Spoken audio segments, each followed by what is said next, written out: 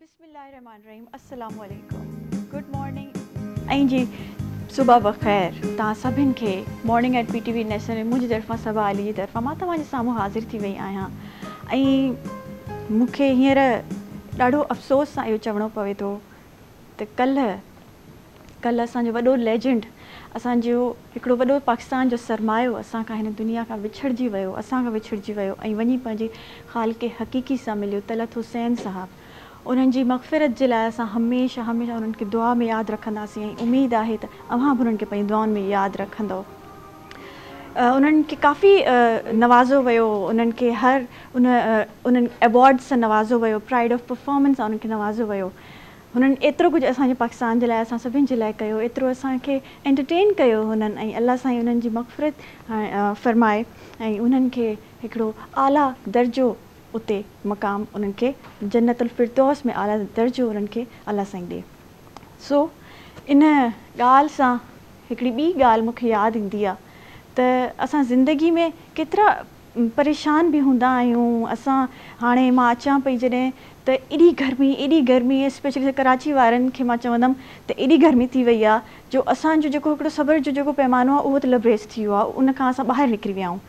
काफ़ी रोडनि ते शयूं मूंखे नज़र ईंदियूं आहिनि त गर्मी जे करे माण्हू हिक ॿिए सां विढ़ी पिया आहिनि माण्हू उन्हनि खे ट्रैफ़िक में बिल्कुलु उहा शइ सम्झ में न ईंदी करिणो छा आहे हालांकि मां न चवंदमि त उहे गुस्से वारा हूंदा आहिनि या उन्हनि जो को ईअं उन्हनि जी तरबियत अहिड़ी हूंदी आहे पर गर्मी असांखे काफ़ी थकाए थी छॾे असांखे गर्मी खां अलावा बि कुझु अहिड़ियूं शयूं आहिनि असांजी ज़िंदगी में जेके असांखे थकाईंदियूं आहिनि असांखे असांजी ज़िंदगी में अहिड़ियूं परेशानियूं अहिड़ियूं आज़माइशूं ईंदियूं आहिनि जंहिंजे करे असां हिमत हारजी वेंदा आहियूं।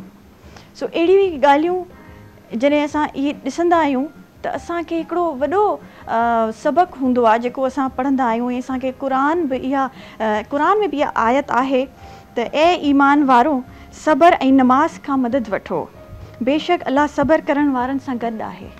तो सब्र ते ॻाल्हाईंदासीं छो जो अलाह साईं बि असांखे इहो ई ॿुधायो आहे इहा ई तलक़ीन कई आहे त असां सब्र कयूं हर मुश्किल में हर परेशानी में हर उन ज़िंदगी जे स्टेज ते हर उन ज़िंदगी जे मक़ाम ते असां सब्र कयूं। सब्र असांखे कामयाबु करे थो। हिकिड़ो अहिड़ो वाक़ियो बि आहे जेको जॾहिं मां सब्र जे बारे में सोचां पई ऐं जॾहिं मां इहे शयूं राइट डाउन कयां पई त मूंखे अहिड़ो वाक़ियो यादि आयो त हिकिड़ी छोकिरी आहे हिकिड़ी न्याणी आहे उहा पंहिंजे घर वेंदी आहे पंहिंजे पीउ ॾे पंहिंजे माइके वेंदी आहे ऐं पंहिंजे पीउ सां सॼियूं उहे शिकायतूं लॻाईंदी आहे जेके उहा पंहिंजे साहुरनि में जेके मुश्किलात फेस कंदी आहे त हुनजे पीउ हुनखे कुझु न चयो सिर्फ़ु इहो चयईं त तूं पुटु किचन में वञ ऐं कॉफ़ी बॉइल कर आलू बॉइल कर ऐं ॿी अंडो बॉइल कर इहे 3 शयूं बॉइल कर। त हुन चयो मां पंहिंजे पीउ खे तकलीफ़ पंहिंजी ॿुधायां थी मूंखे चए त तूं किचन में वञी शयूं बॉइल कर। सो इहे शयूं पोइ हुन जॾहिं बॉइल कयूं ऐं हुनखे पोइ हुनजे पीउ एग्ज़ाम्पल ॾिनी त ॾिस हाणे कॉफ़ी जेका आहे इहा बॉइल थी पंहिंजे हाई टेम्परेचर ते असांखे एॾो सुठो सवादु ॾिए थी असांखे ज़िंदगी में एक्टिव करे थी ऐं असां सभिनि खे इहा पसंदि आहे छो जो उहा बॉइल थिए थी। जॾहिं अंडो हुन बॉइल कयो त हुनजे पीउ हुनखे चयो पहिरियों खाइण जे लाइक़ु न हुयो पर जॾहिं असां हिन खे बॉइल कयो पंहिंजे हाई टेम्परेचर ते त हुनजो रंग बि बदिलजी वियो हो नरम खां सख़्तु थी वियो ऐं हुनखे असां हाणे खाई सघूं था असां लाइ रिस्क आहे असां हुनखे इंजॉय करे सघूं था ऐं असां लाइ एतिरो हेल्दी आहे। ईअं जॾहिं आलू जी मिसाल थी आलू बॉइल थी निकितो हाई टेम्परेचर ते त आलू बि एॾो सख़्तु हुयो पर पोइ उहो वरी नरम थियो उनजो टेस्ट अची वियो उनजो टेस्ट डेवलप थियो इनहेंस थियो ऐं असां उनखे डिफरेंट शयुनि में डिफरेंट खाधनि में यूज़ करे सघूं था। सो उनजे पीउ हुनखे मिसाल ॾिनी त पुट जॾहिं असां तकलीफ़ूं ऐं परेशानियूं पंहिंजी ज़िंदगी में ॾिसंदा आहियूं त असां एतिरो पची करे निकिरंदा आहियूं त असां कुझु न कुझु थी वेंदा आहियूं असां पंहिंजी ज़िंदगी में कामयाबु थींदा आहियूं। जॾहिं असां ॾिसंदा आहियूं पंहिंजी ज़िंदगी में त डिफरेंट माण्हू एतिरा कामयाबु आहिनि वॾा वॾा बिज़नेसमैन आहिनि वॾा ऑफिसर्स आहिनि ऐं एॾा पैसे वारा माण्हू असां ॾिसंदा आहियूं त उन्हनि बि ज़रूरु पंहिंजी ज़िंदगी में कुझु न कुझु सही करे तकलीफ़ूं आज़माइशूं पाण खे पचाए करे पोइ उन मक़ाम ते पुॼंदा आहिनि। सो इहो अथव सब्र जो फल जेके चवंदा आहियूं न असांखे वॾियूं पंहिंजी ॾाॾियूं अम्मा नानियूं ॿुधाईंदियूं आहिनि सेखारींदियूं आहिनि त पुट सब्र कयो सब्र जो फल ॾाढो मिठो आहे। त वाक़ई जॾहिं असां पंहिंजी ज़िंदगी में एग्ज़ाम्पल्स ॾिसंदा आहियूं त इहे वाकई मां चवंदी आहियां इहे आहे, इहो फल आहे जेको मिलंदो आहे हिकिड़े न हिकिड़े ॾींहुं। सो इन शइ खे मां कंटिन्यू कंदमि। ऐं सब्र जो फल हिकिड़ो असांजी शो में बि आहे जी, सहरिश असां सां मौजूदु आहे। मां सहरिश ॾे वेंदमि ऐं छा पचायो आहे मां उन्हनि खां इहो ज़रूरु पुछंदमि। पर उन खां पहिरियों मां सहरिश खां पुछंदमि कीअं आहियो, ठीकु आहियो, कैसी हैं, मज़े में हैं? बिल्कुल ज़बरदस्त। अच्छा सब्र, आपकी नज़र में क्या है? बहुत अच्छा फल है। बहुत अच्छा फल है। जब मिलता है तो कितनी खुशी होती है, तो ज़्यादा खुशी होती है ना। अच्छा सब्र, कुकिंग में भी बड़ा सब्र है। जब आप किचन में हमारी खवातीन जाती हैं, कितनी गर्मी होती है, खाना पकाती हैं, फिर खाना पकाने के बाद 1 घंटे के बाद जब सब्र और जो पीछे वाले सब्र कर रहे होते हैं। एग्जैक्टली, खाना पकाने के साथ साथ वो गर्मी भी सहरी होती है, वो गैस में वो जो आग, वो सारा किचन गर्म हुआ हुआ होता है, टेम्परेचर इतना हाई हुआ हुआ होता है, और उसके साथ साथ कटिंग, ये करना है वो करना है। अच्छा एक चीज़ नहीं करनी होती ना, कोई 10 चीज़ें करनी होती हैं। और फिर उसके बाद वो जो खाना पक जाता है और घर वालों को सर्व करती हैं, और जब तो तारीफ मिलती है, वो सब्र का फल मिल जाता है। एग्जैक्टली। तो क्या पकाया है और क्या रेसिपी लेकर आए हैं? आज हमारे पास रेसिपी है खड़े मसाले का कीमा। खड़े मसाले का कीमा मैंने बहुत सुना है, सहरी से खड़े मसाले का कीमा सिखाऊंगी, खड़े मसाले का कीमा सिखाऊंगी। आज फाइनली वो आ गया, खड़े मसाले का रेसिपी। तो इसकी रेसिपी ये है कि मैंने लिया है आधा किलो कीमा। उसको अच्छी तरह से पहले ऑयल में एक कप ऑयल में भून लेंगे। जब वो अच्छी तरह से भुन जाएगा, उसका पानी खुश्क हो जाएगा, फिर उसमें अदरक लहसुन का पेस्ट डाल के 2 टेबल स्पून अदरक लहसुन का पेस्ट डाल के भून लेंगे। फिर जब अदरक लहसुन का पेस्ट भी भुन जाएगा, फिर उसमें 1 गट्ठी प्याज, उसको बिल्कुल बारीक चॉप करके वो डालेंगे ताकि वो पता न चले। फिर वो प्याज जब हमारी थोड़ी सी ब्राउन हो जाएगी, फिर उसमें हम गरम मसाला, साबुत गरम मसाला डालेंगे। दालचीनी है, बड़ी इलायची, छोटी इलायची, काली मिर्चें और लौंग। इलायची हम लोग सालन वगैरह में यूज़ कर सकते हैं, क्योंकि वो यूजुअली जो है दोनों यूज़ होती है। कूट के और वो मसालों में भुनने में ही वो खुल जाती है। अच्छा। पकने में ही वो खुल जाती है। तो छोटी इलायची, बड़ी इलायची, ये सब खड़ा मसाला हम डाल देंगे। साबुत मिर्चें डालेंगे, ज़ीरा डालेंगे। इसको डालने के बाद भूनेंगे प्याज के साथ। जब वो अच्छी तरह से भुन जाएगा, फिर उसमें हम डालेंगे 1 टमाटर, वो भी चॉप करके बिल्कुल बारीक चॉप कर लेंगे। टमाटर चॉप करके डालेंगे। फिर उसके बाद हम उसमें डालेंगे स्पाइसेस, पिसी मिर्चें हैं, नमक है, कुछ साबुत धनिया है और ज़ीरा। साबुत धनिया और ज़ीरा को वही फिर मैं कहूँगी घर में भून के उसको बारीक बारीक पीस लें। मतलब सारे मसाले आपने घर में ही भूनने हैं, घर में ही पीसने हैं, उसका भी टेस्ट भी अलग होता है। उसका टेस्ट भी अच्छा होता है। सही है। हल्दी आती है ना सर्दियों में, उसको भी आप बारीक बारीक काट के उसको धूप में सुखा लें। फिर सुखाने के बाद उसका पाउडर बना लें, वो पूरे साल आप इस्तेमाल करिए। ज़बरदस्त। फिर जब ये भुन जाएगा, फिर खुशबू भी अच्छी होती है, टेस्ट भी अच्छा होता है। ऐसे ही है। फिर जब ये हमारा मसाला सारा भुन जाएगा, कीमा इन्हीं दौरान हमारा कीमा गल जाएगा, क्योंकि हमने मशीन का कीमा लिया है। जब हमारा कीमा गल जाएगा तो उसमें हम हल्का सा अदरक डालेंगे। इस तरह से हम अदरक को काट लेंगे। और ये देखिए, ये हम अदरक डालेंगे और इसमें थोड़ा सा धनिया डालेंगे। धनिया डाल देंगे, अदरक और धनिया डालेंगे। अच्छा, और जो हरी मिर्च बड़े शौक से खाते हैं वो हरी मिर्ची भी जी बिल्कुल। जब आप दम पे लगाएंगे ना इसको, थोड़ी देर के लिए 5 मिनट के लिए जब आप इसको दम पे लगाएंगी, तो इसमें आप 1 हरी मिर्च या 2 हरी मिर्चें बीच में से कट मार के वो डाल दीजिए। ठीक है। अच्छा, एक सवाल मेरा यहाँ पे है कि जब हम लोग प्याज कर रहे होते हैं, ब्राउन करनी है, हाँ ब्राउन कर रहे होते हैं, तो उसमें प्याज अक्सर ना आपके कीमे में या सालन में नज़र आ रही होती है, तो उसका क्या तरीका है? देखिए, इसमें नहीं नज़र आ रही क्योंकि मैंने चॉप करके, ये मैंने आपको बताया ना, प्याज को चॉप करके डालना है। अब आप प्याज की स्लाइस डालेंगी ना, तो वो नज़र आएगी। चॉप करके मतलब बिल्कुल वो चॉपर में डाल के उसको नहीं, चॉपर में डाल के नहीं, प्याज को आप इतना सा चौकोर से काट लेंगे। अच्छा, तो वो चॉप हो जाएगी, मतलब बिल्कुल बारीक चॉप कर लें। सही है। तो वो आपको नजर भी नहीं आएगी, वो खत्म हो जाती है। और एक और ये कि अगर आप प्याज कीमे में चॉप करके डालेंगी तो कीमा ज़्यादा लगेगा और प्याज पता भी नहीं चलेगी। सही है। अच्छा, प्याज से ना आपके बड़ी वो खाने में टेस्ट भी आ जाता है और उसकी क्वांटिटी बढ़ जाती है। बिल्कुल। अच्छा, ज्यादा प्याज डालो तो सालन मीठा हो जाता है, ऐसा भी है? जी बिल्कुल, ऐसा ही। ज्यादा प्याज अगर आप डालें, अगर आप मैंने इसमें आधा किलो में 1 प्याज ली है, नॉर्मल साइज की, दरमियानी साइज की प्याज है, ना ज़्यादा बड़ी ना ज़्यादा छोटी। ठीक है। और जैसे बिरयानी में या पुलाव में हम लोग ज़्यादा प्याज यूज़ कर रहे होते हैं, बिरयानी में स्लाइस करके डलेगी, स्लाइस करके डलेंगे, उसमें हाँ नहीं डालते, उसमें चॉप नहीं डालते, बारीक वाली। सही है, क्योंकि उसमें ग्रेवी भी बनानी है ना, ग्रेवी बनानी है ना कौरमे की, तो वो खत्म ही हो जाती है। ठीक है, तो इसमें हम स्लाइस में डालेंगे। कीमा ज़्यादा कौन सा टेस्टी अच्छा होता है, बीफ, मटन, और उसकी जो कटिंग होती है वो कैसी वाली यूज़ करनी चाहिए? कीमा मैंने लिया है बीफ का। हाँ, और ये मैंने मशीन का कीमा लिया है, इसको मशीन का। अच्छा, एक तो हाथ का भी कटवाते हैं? जी, हाथ का भी तो कटवाते हैं। वो ज़्यादा बेहतर होता है या मशीन वाला? मशीन का ये है जल्दी गल जाता है और हाथ में थोड़ा सा टाइम लगता है, तो इसलिए अच्छा, एक तो मशीन का होता है इससे भी ज़्यादा बारीक वो आप ये होता है, वो यूँ होता है कि मशीन का आप 2 दफ़ा निकलवा लें। मैं जब आप गोश्त लेने जाएंगी तो आप बोलेंगे भाई इसको 2 दफ़ा कीमा निकाल के दे दो, तो वो और ज़्यादा बारीक हो जाता है। अब मैं जाऊंगी। मतलब वो कोफ्तों के लिए होता है, हाँ, जल्दी बन जाता है। उसमें कोफ्ते भी बनते हैं।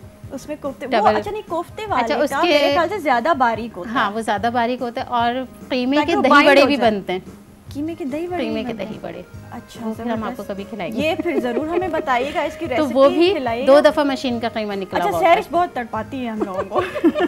मतलब वो जब एक दिन बता देती है, फिर उसके बाद 1 महीने बाद वो रेसिपी हमारे पास आती है। जैसे ये हमें तकरीबन 1-2 महीने पहले आपने बताया था। अच्छा, कोई ऐसी टिप हमें देंगे अभी आप जो हमारे लिए किचन में बड़ी मुफीद साबित हो? मैं आपको एक छोटी सी टिप देती हूँ कि अगर हमारा सालन जल जाता है, हाँ, पतीली में लग जाता है ना हमारा, हाँ, सालन, और हमसे पतीली साफ़ नहीं होती, काफ़ी टाइम हम कहते हैं कि एक दिन भिगो के रख दें, हाँ, तो फिर वो दूसरे दिन सुबह में धोएंगे। भिगो के भी रखो तो उसमें इतनी स्मेल हो जाती है। तो उसके लिए एक छोटी सी टिप है कि उसको पानी में उबाल लें। जो हमारी पतीली जल गई है उसके अंदर पानी डालें, उसके अंदर 2-3 उबाल ले लें। गरम पानी? जी, गरम पानी चूल्हे पे रख के उबाल दे दें। जब उसमें उबाल आ जाए ना तो स्पून से आप हल्का सा जैसे सालन चलाती हैं ना उस तरह से चलाएं, तो वो जो चिपका हुआ है ना वो सारा ऊपर आ जाता है। फिर उसको पानी फेंक के आप पतीली धो लीजिए। अच्छा, कभी कभी बाहर से ही पतीलियाँ ना बिल्कुल ब्लैक हो जाती हैं, ऐसा भी है, तो उसके साथ भी हम यही कर सकते हैं? जी, उसके साथ भी यही कर सकते हैं। सही है। नाज़रीन, ये ज़बरदस्त टिप्स ऐं ज़बरदस्त रेसिपी असांजी खड़े कीमे का मसाला जेको सैरिश असांखे ॿुधाई है। Thank U सैरिश, so much. Cooking हमारे सेगमेंट में बड़ी आप ज़बरदस्त रेसिपीज़ हमें बता रही होती हैं और हम लोग घर पे इंशाल्लाह ये ट्राई भी करेंगे। नाज़रीन, अगले ब्रेक जो टाइम थी वियो आहे, कारे न वञिजो, मॉर्निंग एट PTV नेशनल में असां सां गॾु रहिजो।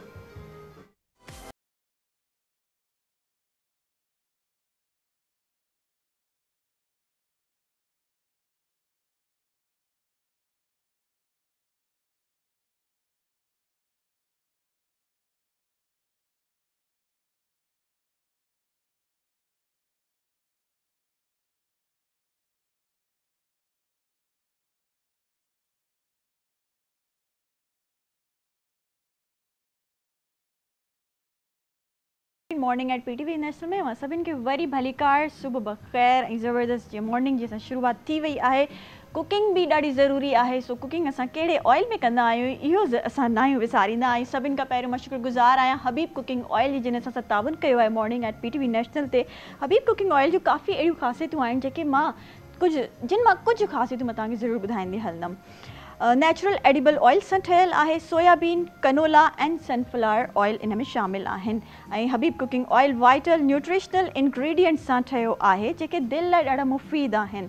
हबीब कुकिंग ऑयल में vitamin A, D and E शामिल आहिनि, उन सां गॾु गॾु ओमेगा 3 एंड 6 जेके दिलि ऐं सिहत लाइ ॾाढा फ़ाइदेमंद आहिनि। उन सां गॾु गॾु जी कोलेस्ट्रॉल फ्री आहे, तॾहिं त असां चवंदा आहियूं छो जो ही दिलि जो मामिलो आहे। ऐं जी हबीब बनास्पति भी असां सां गॾु ताउन करे रहिया आहिनि ऐं उन सां गॾु उन में जेके VTF क्वालिटी आहे इहा सभिनि खे पसंदि आहे। जेको हबीब बनास्पति जे दॿनि ते असां VTF लिखियलु हूंदो आहे, इहो ॾाढो ज़रूरी आहे असांजी। इनखे चइबो आहे वर्चुअली ट्रांसफैट फ्री, इहो वर्चुअली ट्रांसफैट फ्री ऑयल आहे, बनास्पति आहे। ऐं इन जो जी प्लैम ऑयल्स ऐं सॉफ्ट ऑयल्स सां ठहियलु आहे जेके तव्हांजी डाइट में ॾाढा मुफ़ीद आहिनि। हबीब बनास्पति जो टेक्सचर दानेदार हूंदो आहे जेको असां सभिनि खे खाधे में ॾाढो वणंदो आहे। उन सां गॾु गॾु जी हे वाइटा पावर सां ठहियो आहे, वाइटा पावर सां जंहिंमें vitamin A, D and E भरपूर उन में आहिनि। ऐं उन सां गॾु गॾु जी असां चवंदा आहियूं त हबीब बनास्पति बेधड़क जीअण वारनि लाइ आहे। सो मां ॾाढी शुक्रगुज़ार आहियां हबीब बनास्पति ऐं हबीब कुकिंग ऑयल वारनि जी, जिन असां सां ताउन कयो आहे। सो हे सेगमेंट असांजो आहे क़िस्मत जो सेगमेंट, टैरो कार्ड रीडिंग जो सेगमेंट। असां सां तव्हां सम्झी विया हूंदो, तारुफ़ जा मोहताज न आहिनि। मूंसां गॾु आहिनि हींअर लियाकत जोगी साहब। अस्सलाम वालेकुम। वालेकुम अस्सलाम। कीअं आहियो लियाकत साहब? मां बिल्कुलु ठीकु आहियां, मज़े में आहियो? ज़बरदस्त फिट फाट। जी क़िस्मत जो हाल असांजो हर महीने ते ॾाढो ज़रूरी हूंदो आहे ताकी असां उन प्लानिंग सां ऐं थोरो सोच सम्झ सां हलूं सॼो हफ़्तो। बिल्कुलु बिल्कुलु। अच्छा, हिन सेगमेंट जो नालो बि क़िस्मत जो हाल आहे ऐं आम तौर ते हर माण्हू हिनखे क़िस्मत ई चवंदो आहे, पर असां हिनखे कीअं चऊं त हिन जो नालो रखूं काउंसलिंग जो हाल। ज़बरदस्त, ईअं बि थी सघे थो, पर छो त मशहूरु क़िस्मत जो हाल आहे त हिनखे हलण जो ईअं ई आहे न, मशहूरु इन नाले सां अगरि असां कंहिं वटि काउंसलिंग लाइ वेंदा आहियूं त असां पंहिंजी क़िस्मत सही करणु वेंदा आहियूं, क़िस्मत बहितर करणु वेंदा आहियूं। सो जीअं असां हर हफ़्ते अव्हां वटि अची वेंदा आहियूं त भई असांखे असांजी क़िस्मत जो हाल ॿुधायो लियाकत साहब। सो हाणे असां 12 जेके असांजा बुरूज आहिनि उन्हनि खां शुरू कंदासीं। सभिनि खां पहिरियों एरीज़। अच्छा, एरीज़ खे असां शुरू कंदासीं। असां 2 शयूं कवर कंदासीं, करियर एंड लव लाइफ। बिल्कुलु। ओके, एरीज़ जेको आहे इन जो जेको नालो आहे बुर्ज हमल 21 मार्च खां 20 अप्रैल जे विच में जेके माण्हू पैदा थिया आहिनि ही उन्हनि जे लाइ हूंदो आहे। कारोबार ऐं कम में ज़बरदस्त क़िस्म जो कार्ड आयो आहे, बहितरीनु कार्ड आयो आहे, सुपर डुपर कार्ड आयो आहे ऐं ही चवंदो आहे किंग ऑफ कप्स। अच्छा, कप्स असल में इमोशनल सेटिस्फेक्शन खे चइबो आहे। सही आहे। ही मटीरियल सेटिस्फेक्शन बि न आहे ऐं ही जेको आहे कारोबार जी सेटिस्फेक्शन बि न आहे, पर इमोशनल सेटिस्फेक्शन आहे। जॾहिं तव्हां को कमु शुरू कंदा आहियो ऐं उन में तव्हां इमोशनली सेटिस्फाइड आहियो त मां जेको कमु शुरू कयो आहे, जेकी नौकरी मूंखे मिली आहे, जेको बिज़नेस मां शुरू कयो आहे, इहो मुंहिंजे मतिलब जो आहे। सही आहे, इहा ॾाढी ज़रूरी ॻाल्हि आहे। ठीकु आहे, ऐं इहा बहितरीनु ॻाल्हि आहे, जी बहितरीनु ॻाल्हि आहे। तव्हांजो कारोबार, तव्हांजो कमु, तव्हांजो बिज़नेस उहो सुठो लॻंदो आहे जेको तव्हांजो शौक़ु हुजे, जेको तव्हांजो शौक़ु हुजे तव्हां करे सघंदव। पोइ तव्हां सुठे तरीक़े सां करे सघंदो। इहो कमु आम तौर ते आर्टिस्ट कंदा आहिनि। बिल्कुलु। उन्हनि खे हिकु पासे ॾे आर्ट जो, ॿिए पासे ॾे लखनि जी नौकिरी जो, हो वरी बि आर्ट ॾे तवजो ॾींदा। त हीउ चए थो त हीउ हफ़्तो इमोशनली सेटिस्फाइड रहंदो, तव्हांखे ख़ुशी मिलंदी, तव्हांखे सुकून मिलंदो कमु करण में इंशाअल्लाह। ऐं तव्हां उनजी हाइप ते आहियो। इमोशनली सेटिस्फेक्शन जो ही हाइप आहे। 14 नंबर कार्ड आहे, 1 नंबर खां 14 नंबर तो हूंदो आहे, त हीउ 14 नंबर कार्ड आहे। इंशाअल्लाह ज़िंदगी तव्हांजी कारोबार में हिन हफ़्ते में A1 रहंदी। बिल्कुलु इंशाअल्लाह।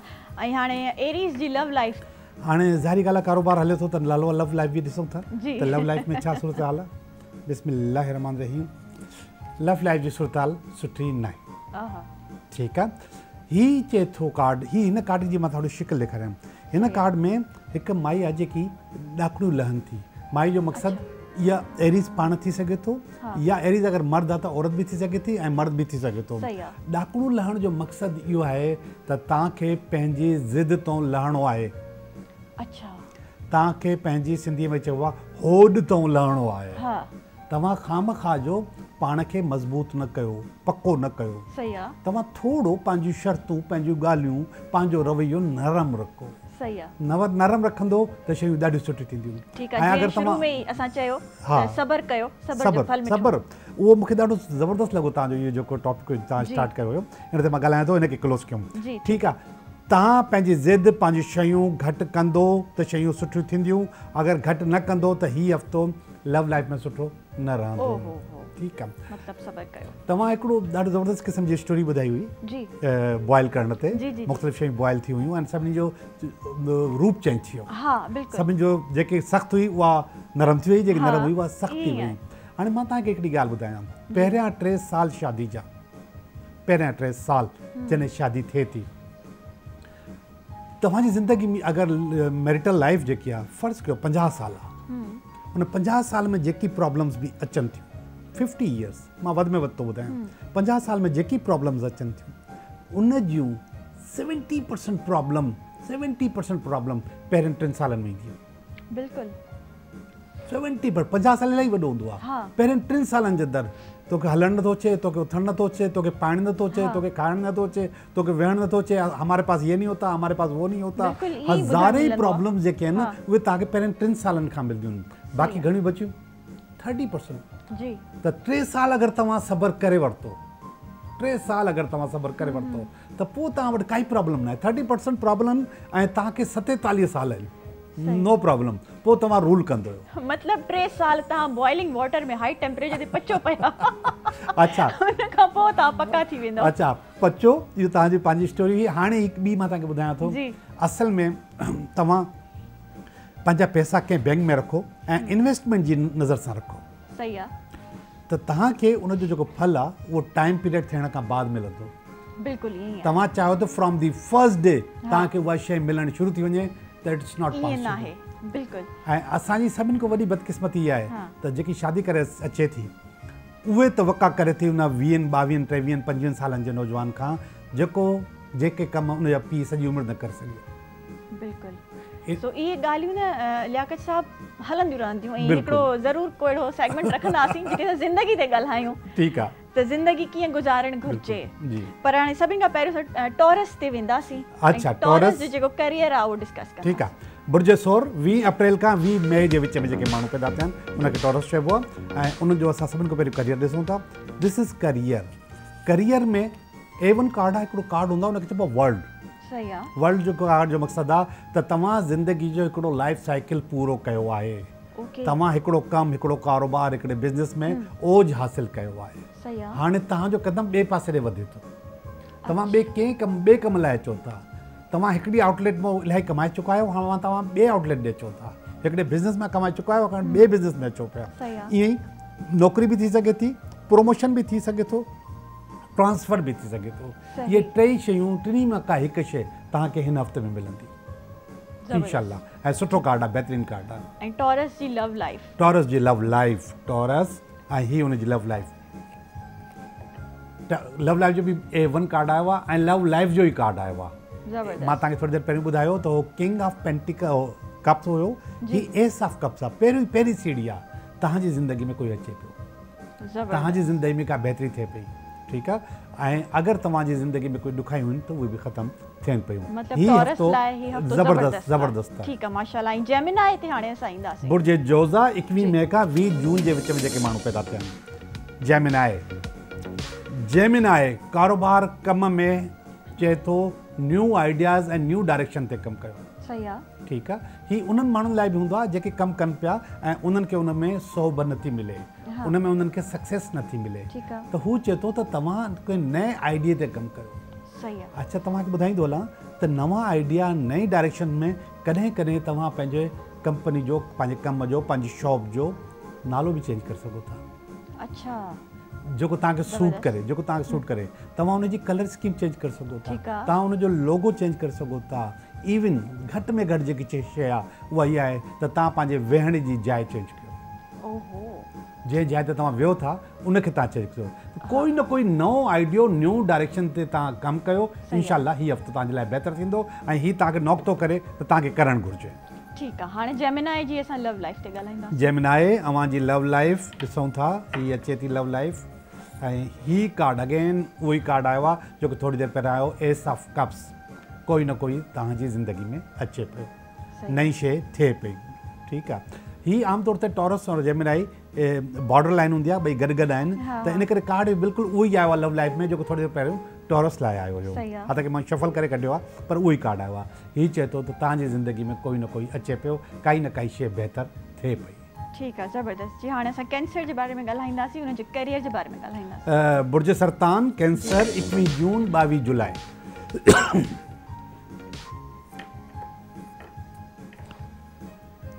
This is cancer. कैंसर में एस ऑफ स्वॉर्ड जो मक़सदु again new direction, new ideas, नई शयुनि ते ॻाल्हायो, कमु कयो। ऐं इन खे अलावा अगरि इन जो मां थोरो नेगेटिव ॾिसां त काई न काई शइ रुकावट बणिजे थी तव्हांजे कारोबार में, तव्हांजे कम में। उनखे आइडेंटिफाई कयो। कॾहिं कॾहिं छा कंदा त असां जेको शुतुरमुर्ग वांगुरु पंहिंजूं अखियूं बंदि करे छॾींदा आहियूं ऐं असांखे उहा प्रॉब्लम नज़र न ईंदी आहे। उहा प्रॉब्लम असांजे वटि मौजूदु हूंदी आहे, पर उहो माण्हू जेको असांखे प्रॉब्लम करे पियो कॾहिं कॾहिं असांखे ॾाढो प्यारो हूंदो आहे। उहो असांजो घर जो भाती बि थी सघे थो, तव्हांजो पुराणो मुलाज़िम बि थी सघे थो ऐं कोई न कोई कमु करण वारो थी सघे थो। प्रॉब्लम तव्हां वटि मौजूदु आहे, उनखे आइडेंटिफाई कयो ऐं उनखे कंट्रोल करण जी कोशिशि कयो। इंशाल्लाह शयूं बहितरु थींदियूं। ज़बरदस्त जी। हाणे असां कैंसर जी लव लाइफ ते ॻाल्हाईंदासीं। कैंसर जी लव लाइफ। कैंसर जी लव लाइफ। कैंसर जी लव लाइफ में गड़बड़ मौजूदु हुई, पोयनि हफ़्तनि में गड़बड़ मौजूदु हुई ऐं सुठी न पई हले, पर हाणे उहा शइ ख़तमु पई थिए। ठीकु आहे। रीयूनियन जो कार्ड आहे। ही जेको कार्ड आहे उहो राज़ीनामे जो कार्ड आहे। त इंशाल्लाह हीउ हफ़्तो राज़ीनामो थींदो, रीयूनियन थींदी, शयूं तव्हांजे लाइ बहितरु थींदियूं। ठीक है हाने लियो जी असां कैरियर ते ॻाल्हाईंदासीं। बुर्जे असद लियो 23 जुलाई खां 22 अगस्त जे विच में जेके माण्हू पैदा थिया जी करियर माशाल्लाह करियर में जेको सुपर ऐं टॉप जो कार्ड अचणु घुरिजे किंग ऑफ पेंटिकल। पेंटिकल पैसे खे चइबो आहे, किंग ऑफ पेंटिकल किंग हूंदो आहे। ठीकु आहे, हीउ हफ़्तो पैसनि जी आमद तव्हांजे कारोबार में, तव्हांजे कम में, तव्हांजे बिज़नेस में, तव्हांजी जॉब में, नौकरी में ज़बरदस्त रहनि थी। अनएक्सपेक्टेड मनी तव्हां वटि ऐं जेके फाथल पैसा आहिनि उहे बि तव्हां वटि मिली वेंदा इंशाल्लाह। शयूं असद लाइ पैसा आहिनि उन्हनि खे फ़ोनूं करणु शुरू करे छॾियो था। हू तयारु वेठा आहिनि, वाकई तयारु वेठा आहिनि त हाणे हिनखे ॾिजनि। ठीकु आहे, ॾाढी ॻाल्हि आहे। अच्छा लियो जी लव लाइफ। लियो अवांजी लव लाइफ लियो लियो लियो ही लियो लव लाइफ के भी पर अलॻि आहिनि। वाह वाह। ठीकु आहे, त थी सघे थो त ही जेको हफ़्तो आहे तव्हां जेको आहे पैसा त उअं ई अचनि था त तव्हां को विज़िट बि रखो, कोई घुमण फिरण लाइ बि वञो पंहिंजी फैमिली सां, पंहिंजी लव लाइफ सां, पंहिंजी ज़िंदगी सां, ऐं किथे तव्हांखे घुमण जो मौक़ो मिले। पर अलॻि आहिनि, तव्हां वञो पिया, एॾा पैसा ईंदा त ज़ाहिरी ॻाल्हि आहे किथे न किथे लॻाइणा पवंदा। बिल्कुलु ईअं ई आहे। हाणे असां वर्गो जे बारे में ॻाल्हाईंदासीं, वर्गो जी करियर लाइफ। बुर्जे सुम्बला 23 अगस्त खां 22 सेप्टेम्बर जे विच में जेके माण्हू पैदा थिया आहिनि उन्हनि जो करियर जी ॻाल्हि था कयूं। This is career, this is career. Career में हिननि जो सुठो कार्ड आहे, तव्हां रिकग्नाइज़ कया वेंदो। ठीकु आहे, पहिरियों तव्हांजी जेकी सर्विसिस आहिनि, तव्हांजो जेको कमु आहे, तव्हांजी जेकी पहचान आहे एतिरी न हुई जेकी हिन हफ़्ते में रहंदी। तव्हांखे माण्हू रिकग्नाइज़ कंदा ऐं मञंदा त तव्हां जेको कमु सुठो पिया कयो। तव्हांजे लाइ ताड़ियूं वॼंदियूं। तव्हां जेको मैन ऑफ दी वीक रहंदो इंशाल्लाह हिन हफ़्ते में। ऐं तव्हांखे पैसनि जे मामले में आहे बि पैसनि जो कार्ड 3 ऑफ पेंटिकल आहे, घटि आहे। हो जेको इलाही वॾो हुयो किंग ऑफ पेंटिकल 3 घटि आहे, पर तव्हांजी रिकग्नाइज़ेशन तव्हांजे पैसे खां वधीक क़ीमती आहे। तव्हांखे माण्हू मञंदा त तव्हां सुठा माण्हू आहियो ऐं सुठो कमु पिया कयो। ज़बरदस्त। जीअं वर्गो जी लव लाइफ। विर्गो अवांजी लव लाइफ ही विर्गो जी लव लाइफ इत्तफ़ाक़ आहे कि लव लाइफ में भी पेंटिकल जो कार्ड आयो आहे। सही, अच्छा, मतलब सुठो आहे। पेंटिकल जो मक़सदु पैसो हूंदो आहे हूअं त, पर लव लाइफ ऐं पैसो पंहिंजे हथ लाज़िम मज़लूम आहिनि। सभु जहिड़ा, सभु वॾा, सभु झगड़ा, सभु नाराज़गियूं पैसे जे करे थींदियूं आहिनि। इन करे हीउ चए थो त काई न काई शइ अहिड़ी आहे लव लाइफ में जेकी मटीरियलाइज़ न थी हुई, उहा हिन हफ़्ते में मटीरियलाइज़ थींदी। तव्हांजी मंगणी थी सघे थी, शादी थी सघे थी, ॻाल्हि पकी थी सघे थी, ऐं पुराणियूं जेकियूं ॻाल्हियूं आहिनि उहे जेको ख़तमु थी सघनि थी। सही आहे, रीयूनियन बि थी सघे थी। ठीकु आहे जी। हाणे असां लिब्रा जे बारे में ॻाल्हाईंदासीं, लिब्रा जी करियर लाइफ। लिब्रा बुर्जे मीज़ान 23 सेप्टेम्बर खां 22 अक्टूबर जे विच में जेके माण्हू पैदा थिया आहिनि उन्हनि जे सभिनि खां पहिरियों असां करियर ते ॻाल्हायूं। सुठो कार्ड, बहितरीनु कार्ड, ज़बरदस्त। किंग जो कार्ड, मगर किंग जेको आहे उहो तलवार वारो आहे, स्वाड वारो आहे। इन जो मतिलबु छा आहे? इन जो मक़सदु ईंदो आहे त तव्हांखे सोभ मिलंदी, सक्सेस मिलंदी, मज़े सां न, आराम सां न, विड़ी करे, कमु करे, कम्पिटिटिव थी करे। सही आहे। त तव्हांखे हे हफ़्तो कम्पिटिटिव आहे, तव्हांजो मुक़ाबले वारो हफ़्तो आहे, पर तव्हांखे सोभ मिलंदी, शयूं तव्हांजूं बहितर थींदियूं। ज़बरदस्त। हाणे लिब्रा जी लव लाइफ। लिब्रा अवांजी लव लाइफ ॾिसूं पिया। बुर्जे मीज़ान जी लव लाइफ अगेन कार्ड वरी मोटी आयो आहे। हालांकि मां शफल कयो आहे, उहो ई किंग स्वाड वारो। त ज़िंदगी सुठी रहंदी, तव्हां जेको आहे अॻिते वधिणो पवंदो ऐं वेड़ करणी पवंदी। मतिलबु ईअं न घर मुशक्क़त आहे करियर में भी ऐं मोहब्बत में भी। ही हफ़्तो स्ट्रगल जो कार्ड आहे। सही आहे। ठीकु आहे, मोहब्बत में बि ऐं करियर में बि स्ट्रगल कयो, शयूं सुठियूं थींदियूं। किंग उहा ओवरऑल किंग जेको आहे सुठो कार्ड हूंदो आहे। सही आहे। हाणे स्कॉर्पियो ते ईंदासीं। स्कॉर्पियो जो असां करियर लाइफ। बुर्जे उकरब 23 अक्टूबर खां 21 नवंबर जे विच में जेके माण्हू पैदा थिया आहिनि असीं उन ते ॻाल्हाईंदासीं, उनजे करियर ते ॻाल्हाईंदासीं। ही ॻाल्हायूं पिया क्वीन ऑफ वांड्स। असल में करियर जो जेको कार्ड हूंदो आहे उहो वांड्स जो कार्ड हूंदो आहे।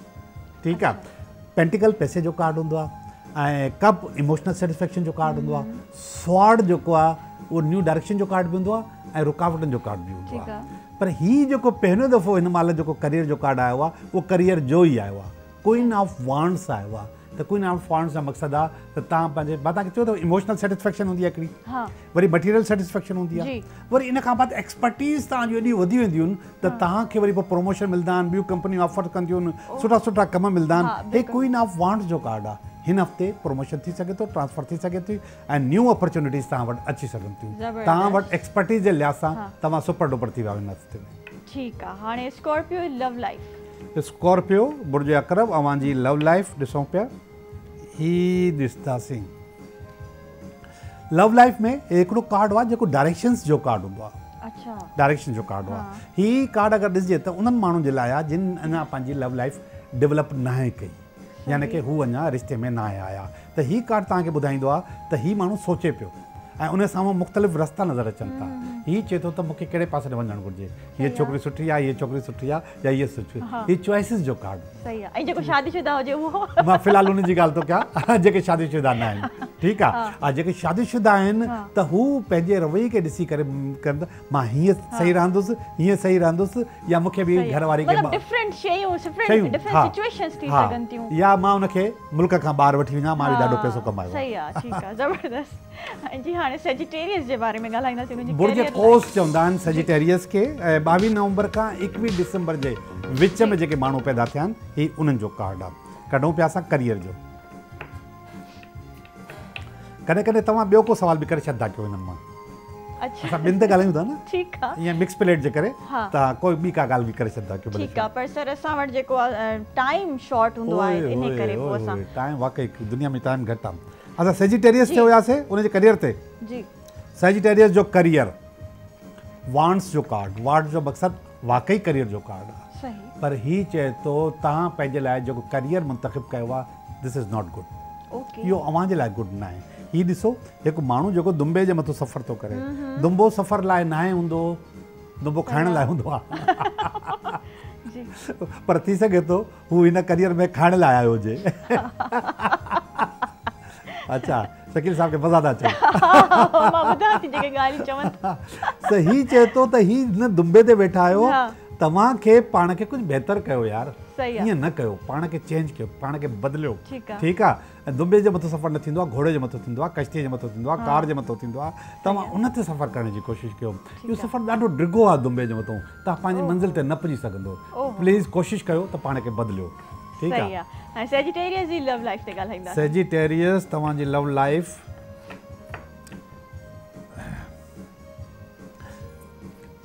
लव लाइफ जे लाइ जेको कार्ड आयो आहे ॾेखारियांव थो, वरी सही ॻाल्हि बि ॿुधायांव थो। This is blessings, this is दुआ। ही मेंटोर आहे जेको तव्हांखे हलाए पियो। सची ॻाल्हि ॿुधायांव, तव्हां पंहिंजे अकुल सां नथा हलो, ॿई ॼणा। ही कुदरत थी तव्हांखे हलाए। ओके, ज़बरदस्ती। हाणे कैप्रिकॉर्न जे करियर ते ॻाल्हाईंदासीं। कैप्रिकॉर्न जो करियर, कैप्रिकॉर्न ऐं करियर सुठो कार्ड आहे, बहितरीनु कार्ड आहे। ठीकु आहे। कैप्रिकॉर्न ज़िंदगी में ॾाढी महिनत कई आहे, मां हींअर ॻाल्हि थो कयां, ऐं इलाही महिनत कई आहे। पर उन महिनत में उन वटि जेकी सेविंग वारी साइड हुई उहा ख़ाली पई हुई। पैसा बचाए न पियो सघे, ऐं पैसा उन वटि बीहनि न पिया, रुकजनि न पिया। पर हीउ जेको हफ़्तो आहे, इन में पैसा बचाईंदो, पैसा बीहंदा ऐं पैसा उनखे मिलंदा। ठीकु आहे। हीउ पैसा बचाइण जो कार्ड आहे, ऐं सीने सां पैसा लॻाए करे वेठो आहे। इंशाल्लाह शयूं बहितर थींदियूं। हिन हफ़्ते में तव्हां वटि इलाही पैसो बचंदो तव्हांखे। सही आहे। कैप्रिकॉर्न जी love life, love life, Capricorn, Capricorn love life न आहे सुठो कार्ड। ठीकु आहे। सुठो कार्ड न आहे, इन करे अगेन मां ॿुधायांव, जीअं थोरी देरि पहिरीं मां मेंटोर जी ॻाल्हि कई हुई, दुआ जी ॻाल्हि कई हुई, पर हिते बि इहो ई थो चए त तव्हांखे क़िस्मत पई हलाए। ही सिज जेको आहे सन, तव्हांजा सभु हथियार खणी करे वेठो आहे ऐं तव्हां हेठि ज़मीन ते वेठा आहियो। त इन मक़सदु त तव्हां अनएबल आहियो पंहिंजो घर खे, पंहिंजो पाण खे, पंहिंजी फैमिली खे बचाइण में। पर कुदरत तव्हांखे बचाए बीठी आहे। कंहिं न कंहिंजी दुआ आहे। दुआ। ऐं मां तव्हांखे ॿुधायां, रिलेशनशिप में माउ जी दुआ ॾाढी ज़बरदस्त एक्टिवेट थींदी आहे। ज़बरदस्त। तव्हांजी माउ जी दुआ तव्हांखे हलाए पई। हीअ हथ खे सन थो नज़र अचे, सन फादर हूंदो आहे, पर किथे न किथे कंहिं न कंहिं कंट्रोल में तव्हां। ठीकु आहे। त तव्हांजी जेकी लाइफ आहे उन में दुआनि जो वॾो किरदारु आहे। हिन हफ़्ते में रहंदो। सही, ज़बरदस्त। हाणे एक्वेरियस जी करियर लाइफ ते ॻाल्हाईंदा। बुर्ज दिलो 20 जनवरी खां 18 फरवरी जे विच में एक्वेरियस। ऐं हिन जी सभिनि खां पहिरियों ॾिसो करियर। करियर ठीकु आहे। हीअ उहो ई कार्ड आहे, थोरी देरि पहिरियों लव लाइफ में आयो हुयो कंहिंजी, त हिकु माई ॾाकणू लहे पई। ठीकु आहे। तव्हां जेको एक्सपेक्टेशन रखो था पंहिंजे कारोबार सां, पंहिंजे कम सां, जेके टारगेट्स तव्हां पंहिंजा रखिया आहिनि, हीअ चए थो इलाही हाई आहिनि। सही घट कयो टारगेट्स इनके न इलाही हाई आहिनि, इनके थोरो घटि कयो, इनके फ्लेक्सिबल कयो, इनके स्मार्ट कयो। अगरि इनके स्मार्ट कंदो त तव्हां अचीव करे छॾंदो, अगरि इनके तव्हां रियलिस्टिक न कंदो त पोइ तव्हां वटि प्रॉब्लम आहिनि। त पंहिंजे प्रॉब्लम पंहिंजी शयुनि खे थोरो रियलिस्टिक करण जी कोशिशि कयो। ठीकु आहे। एक्वेरियस जी लव लाइफ ते ॻाल्हाईंदासीं। एक्वेरियस तव्हांजी love life, this is Aquarius जी love life. Fear fear fear and more fear, हिन किन कार्ड में लिखियलु आहे। फियर जो मक़सदु, फियर सभु जेके हूंदा आहिनि उहे सेल्फ क्रिएटेड हूंदा आहिनि, अंदरों निकिरंदा आहिनि, ॿाहिरों न ईंदा आहिनि, अंदरों निकिरंदा आहिनि। त उहो जेको अंदर जो जेको फियर आहे उनखे कंट्रोल कयो। लव लाइफ सुठी आहे। अगरि फियर खे कंट्रोल न कंदो त लव लाइफ में जहिड़ा आहिनि परेशानियूं गड़बड़ आहे, ऐं उहे सभु तव्हां पाण था क्रिएट कयो। मतिलबु हिक ॿिए ते शक न कयो। शक बि थी सघे थो, पर इनसिक्योरिटी हूंदी आहे, मोहबत इनसिक्योरिटीज़ हूंदियूं आहिनि, घणी शयूं हूंदियूं आहिनि, हर डिफरेंट पर्सनैलिटी जे हिसाब सां वैरी कंदियूं आहिनि। पाइसिस जे करियर जे बारे में ॻाल्हाईंदासीं। पाइसिस अवां जो करियर ॾिसूं पियासीं। बिस्मिल्लाह रहमान रहीम। बुर्ज होत चवंदा आहिनि 19 फरवरी खां 20 मार्च जे विच में जेके माण्हू पैदा थींदा आहिनि, पाइसिस ही अवां जो करियर। अगेन फियर वारो कार्ड ॿीहर अची वियो, फियर वारो कार्ड ॿीहर अची वियो, इनसिक्योरिटी जो कार्ड ॿीहर अची वियो, बार बार किरण जो कार्ड अची वियो। पर हीउ चए थो त बजाए इन जे तव्हां बार बार किरो या बार बार परेशान थियो, तव्हां उन्हनि शयुनि ते सोचो जेके तव्हां ग़लतियूं कयूं हुयूं, ऐं उहे ग़लतियूं तव्हां ॿीहर न कयो, त तव्हांजो करियर सुठो थी वेंदो। करियर तव्हांखे मिलियल आहे, तव्हांखे हेॾे होॾे भॼण जी ज़रूरत न हुई, पर तव्हां पंहिंजो पाण खे उन करियर खे छॾे ॿियनि करियर जे चकर में पइजी वियो, वधीक लालच कयव, जंहिंजे करे तव्हां वटि परेशानी मौजूदु आहे। सही। अच्छा, पाइसिस जी लव लाइफ ते ॻाल्हाईंदा। पाइसिस जी लव लाइफ, बुर्ज होत अवां जी लव लाइफ ॾिसूं पिया। क्वीन ऑफ कप्स जो कार्ड आयो आहे। क्वीन ऑफ कप्स जो मक़सदु आहे कि सुठी ॻाल्हि आहे, सुठी शइ आहे, सुठो प्यारु आहे, सुठी मोहबत आहे हिन हफ़्ते में तव्हांजे लाइ। तव्हां लव लाइफ में बहितर आहियो, करियर में तव्हां बिल्कुलु बि बहितर न आहियो। सही, मतिलबु करियर ते ध्यानु ॾियण जी ज़रूरत आहे, लव लाइफ ॾाढी बहितर आहे इंशाअल्लाह। अच्छा, जेको तव्हां ॻाल्हि कंदा आहियो लियाकत साहब, त दुआ तव्हांखे ॾाढी कमु ईंदी आहे। तव्हांजे चाहे करियर हुजे या तव्हांजी रिलेशनशिप वारी ज़िंदगी हुजे, तव्हांजी आम हर स्टेज ते, त छा उनजो मतिलबु उनजो थोरो डीप में ॿुधाईंदो असांखे? दुआ त लफ़्ज़ हिकिड़ो आम लफ़्ज़ आहे ऐं असांजे मज़हब में वधीक एक्टिवेटेड आहे। हर वक़्तु असां दुआ घुरंदा आहियूं, हर वक़्तु दुआ घुरंदा आहियूं। ऐं इन खां अलावा मॉडर्न साइंसिस में बि इन जो वॾो किरदारु आहे। मॉडर्न साइंसिस में इन जो नालो आहे अफर्मेशन। ऐं अफर्मेशन करण जो या दुआ घुरण जा पंहिंजा पंहिंजा तरीक़ा आहिनि। मैं मॉडर्न साइंसिस जी ॻाल्हि था कयां। दुआ में ऐं चेज़ करण में फ़र्क़ु हुजणु घुरिजे। दुआ मैनिफेस्टेशन आहे, मैनिफेस्ट कंदो आहे माण्हू शयूं। जेको तव्हांजो ख़्यालु आहे उन में इलेक्ट्रिक पावर्स रिलीज़ थींदियूं आहिनि। जेको तव्हांजो ख़्यालु आहे उन में इलेक्ट्रिक पावर्स रिलीज़ थींदियूं आहिनि, ऐं जेकी तव्हांजी फीलिंग आहे उन में मैग्नेटिक पावर रिलीज़ थींदियूं आहिनि। सोच ऐं फीलिंग में मैग्नेटिक, इन्हनि ॿिन्ही खे मिलाए थिए त this is electromagnetic waves. Electromagnetic waves जेके आहिनि इहे काइनात में हली वेंदियूं आहिनि, ऐं काइनात में वञी करे तव्हां जेको ऑर्डर कयो आहे उहो तव्हांखे पहुचाईंदियूं आहिनि। बिल्कुलु, इहो बिल्कुलु ईअं आहे, तव्हां कंहिं होटल में वञो, वञी करे मेन्यू कार्ड ॾिसो ऐं पंहिंजो ऑर्डर कयो। हाणे तव्हां कॾहिं जेको वेटर जे न वेंदो त हाणे किचन में वियो, हाणे बसर कटियो, हाणे हे कयो, हाणे हे कयो, नो, हाणे तव्हांखे रुगो पंहिंजी चेयर ते वेही करे इंतज़ारु करिणो आहे, वेट करिणो आहे। थोरी देरि खां पोइ जेको तव्हां ऑर्डर कयो उहो तव्हांखे मिली वेंदो। दुआ जे सबर जो बि अथव। हा, सबर जो बिल्कुलु किरदारु हूंदो आहे। शुक्रगुज़ारी जो सभिनि खां वधीक आहे। तव्हां शुक्र कयो, शुक्रगुज़ारी कयो, त उहे जेके इलेक्ट्रोमैग्नेटिक वेव्स आहिनि उहो काइनात खे हिकिड़ो ऑर्डर आहे। दुआ जेको आहे काइनात खे हिकिड़ो ऑर्डर आहे त मूंखे घर खपे, मूंखे पैसा खपनि, मूंखे नौकिरी खपे, मूंखे ज़ाल खपे, ॿार खपनि, जेको कोई इहो हिकिड़ो ऑर्डर आहे। पर उनखे तव्हांखे उन ई अंदाज़ में चवणो आहे जंहिं अंदाज़ में मां तव्हांखे ॿुधायो। तव्हांजी सोच ऐं तव्हांजी फीलिंग में हुजणु घुरिजे। ईअं न दुआ करे निकिरी न, इहा फीलिंग तव्हांजो, इन फीलिंग सां तव्हां जेको चाहींदो उहो अचीव कंदो। तव्हांखे तव्हांजे पहले जिते मौजूदु आहियो उते तव्हांजो ऑर्डर मिली वेंदो। सही। अच्छा, रिसेंटली मां हिकिड़ी अहिड़ी वीडियो बि ॾिठी सोशल मीडिया ते, उन में हिकिड़ी माई हुई, आई थिंक उहा पामिस्ट हुई या ईअं कुझु हुई, उहो ॿुधाए पई त तव्हां 3 दफ़ा ॾींहं में, असां मुसलमान आहियूं, असांजो त बिलीफ आहे नमाज़ पढ़ंदासीं, अलाह खां दुआ घुरंदासीं, असांजी उहा शइ पूरी थी वेंदी।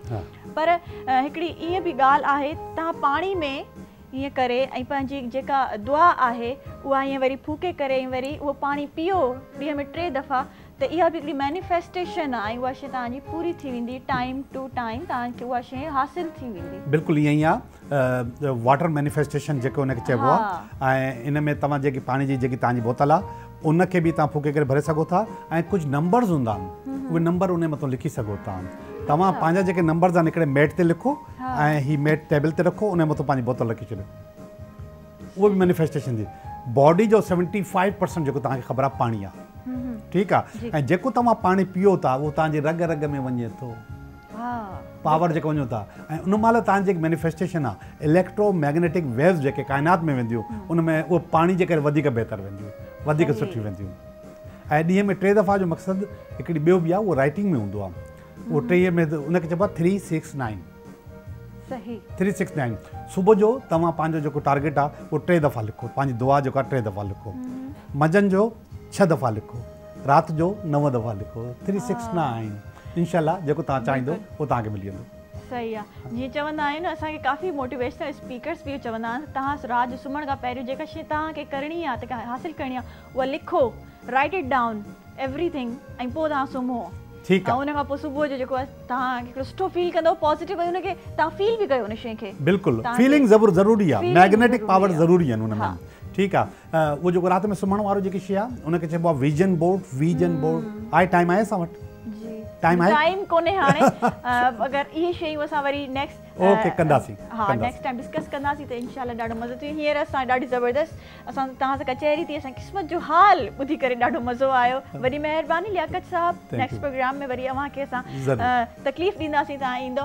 नाज़रीन, नंढड़े ब्रेक जो टाइम थी वियो आहे, हिन प्रोग्राम में काॾे न वञिजो, असां सां गॾु रहिजो।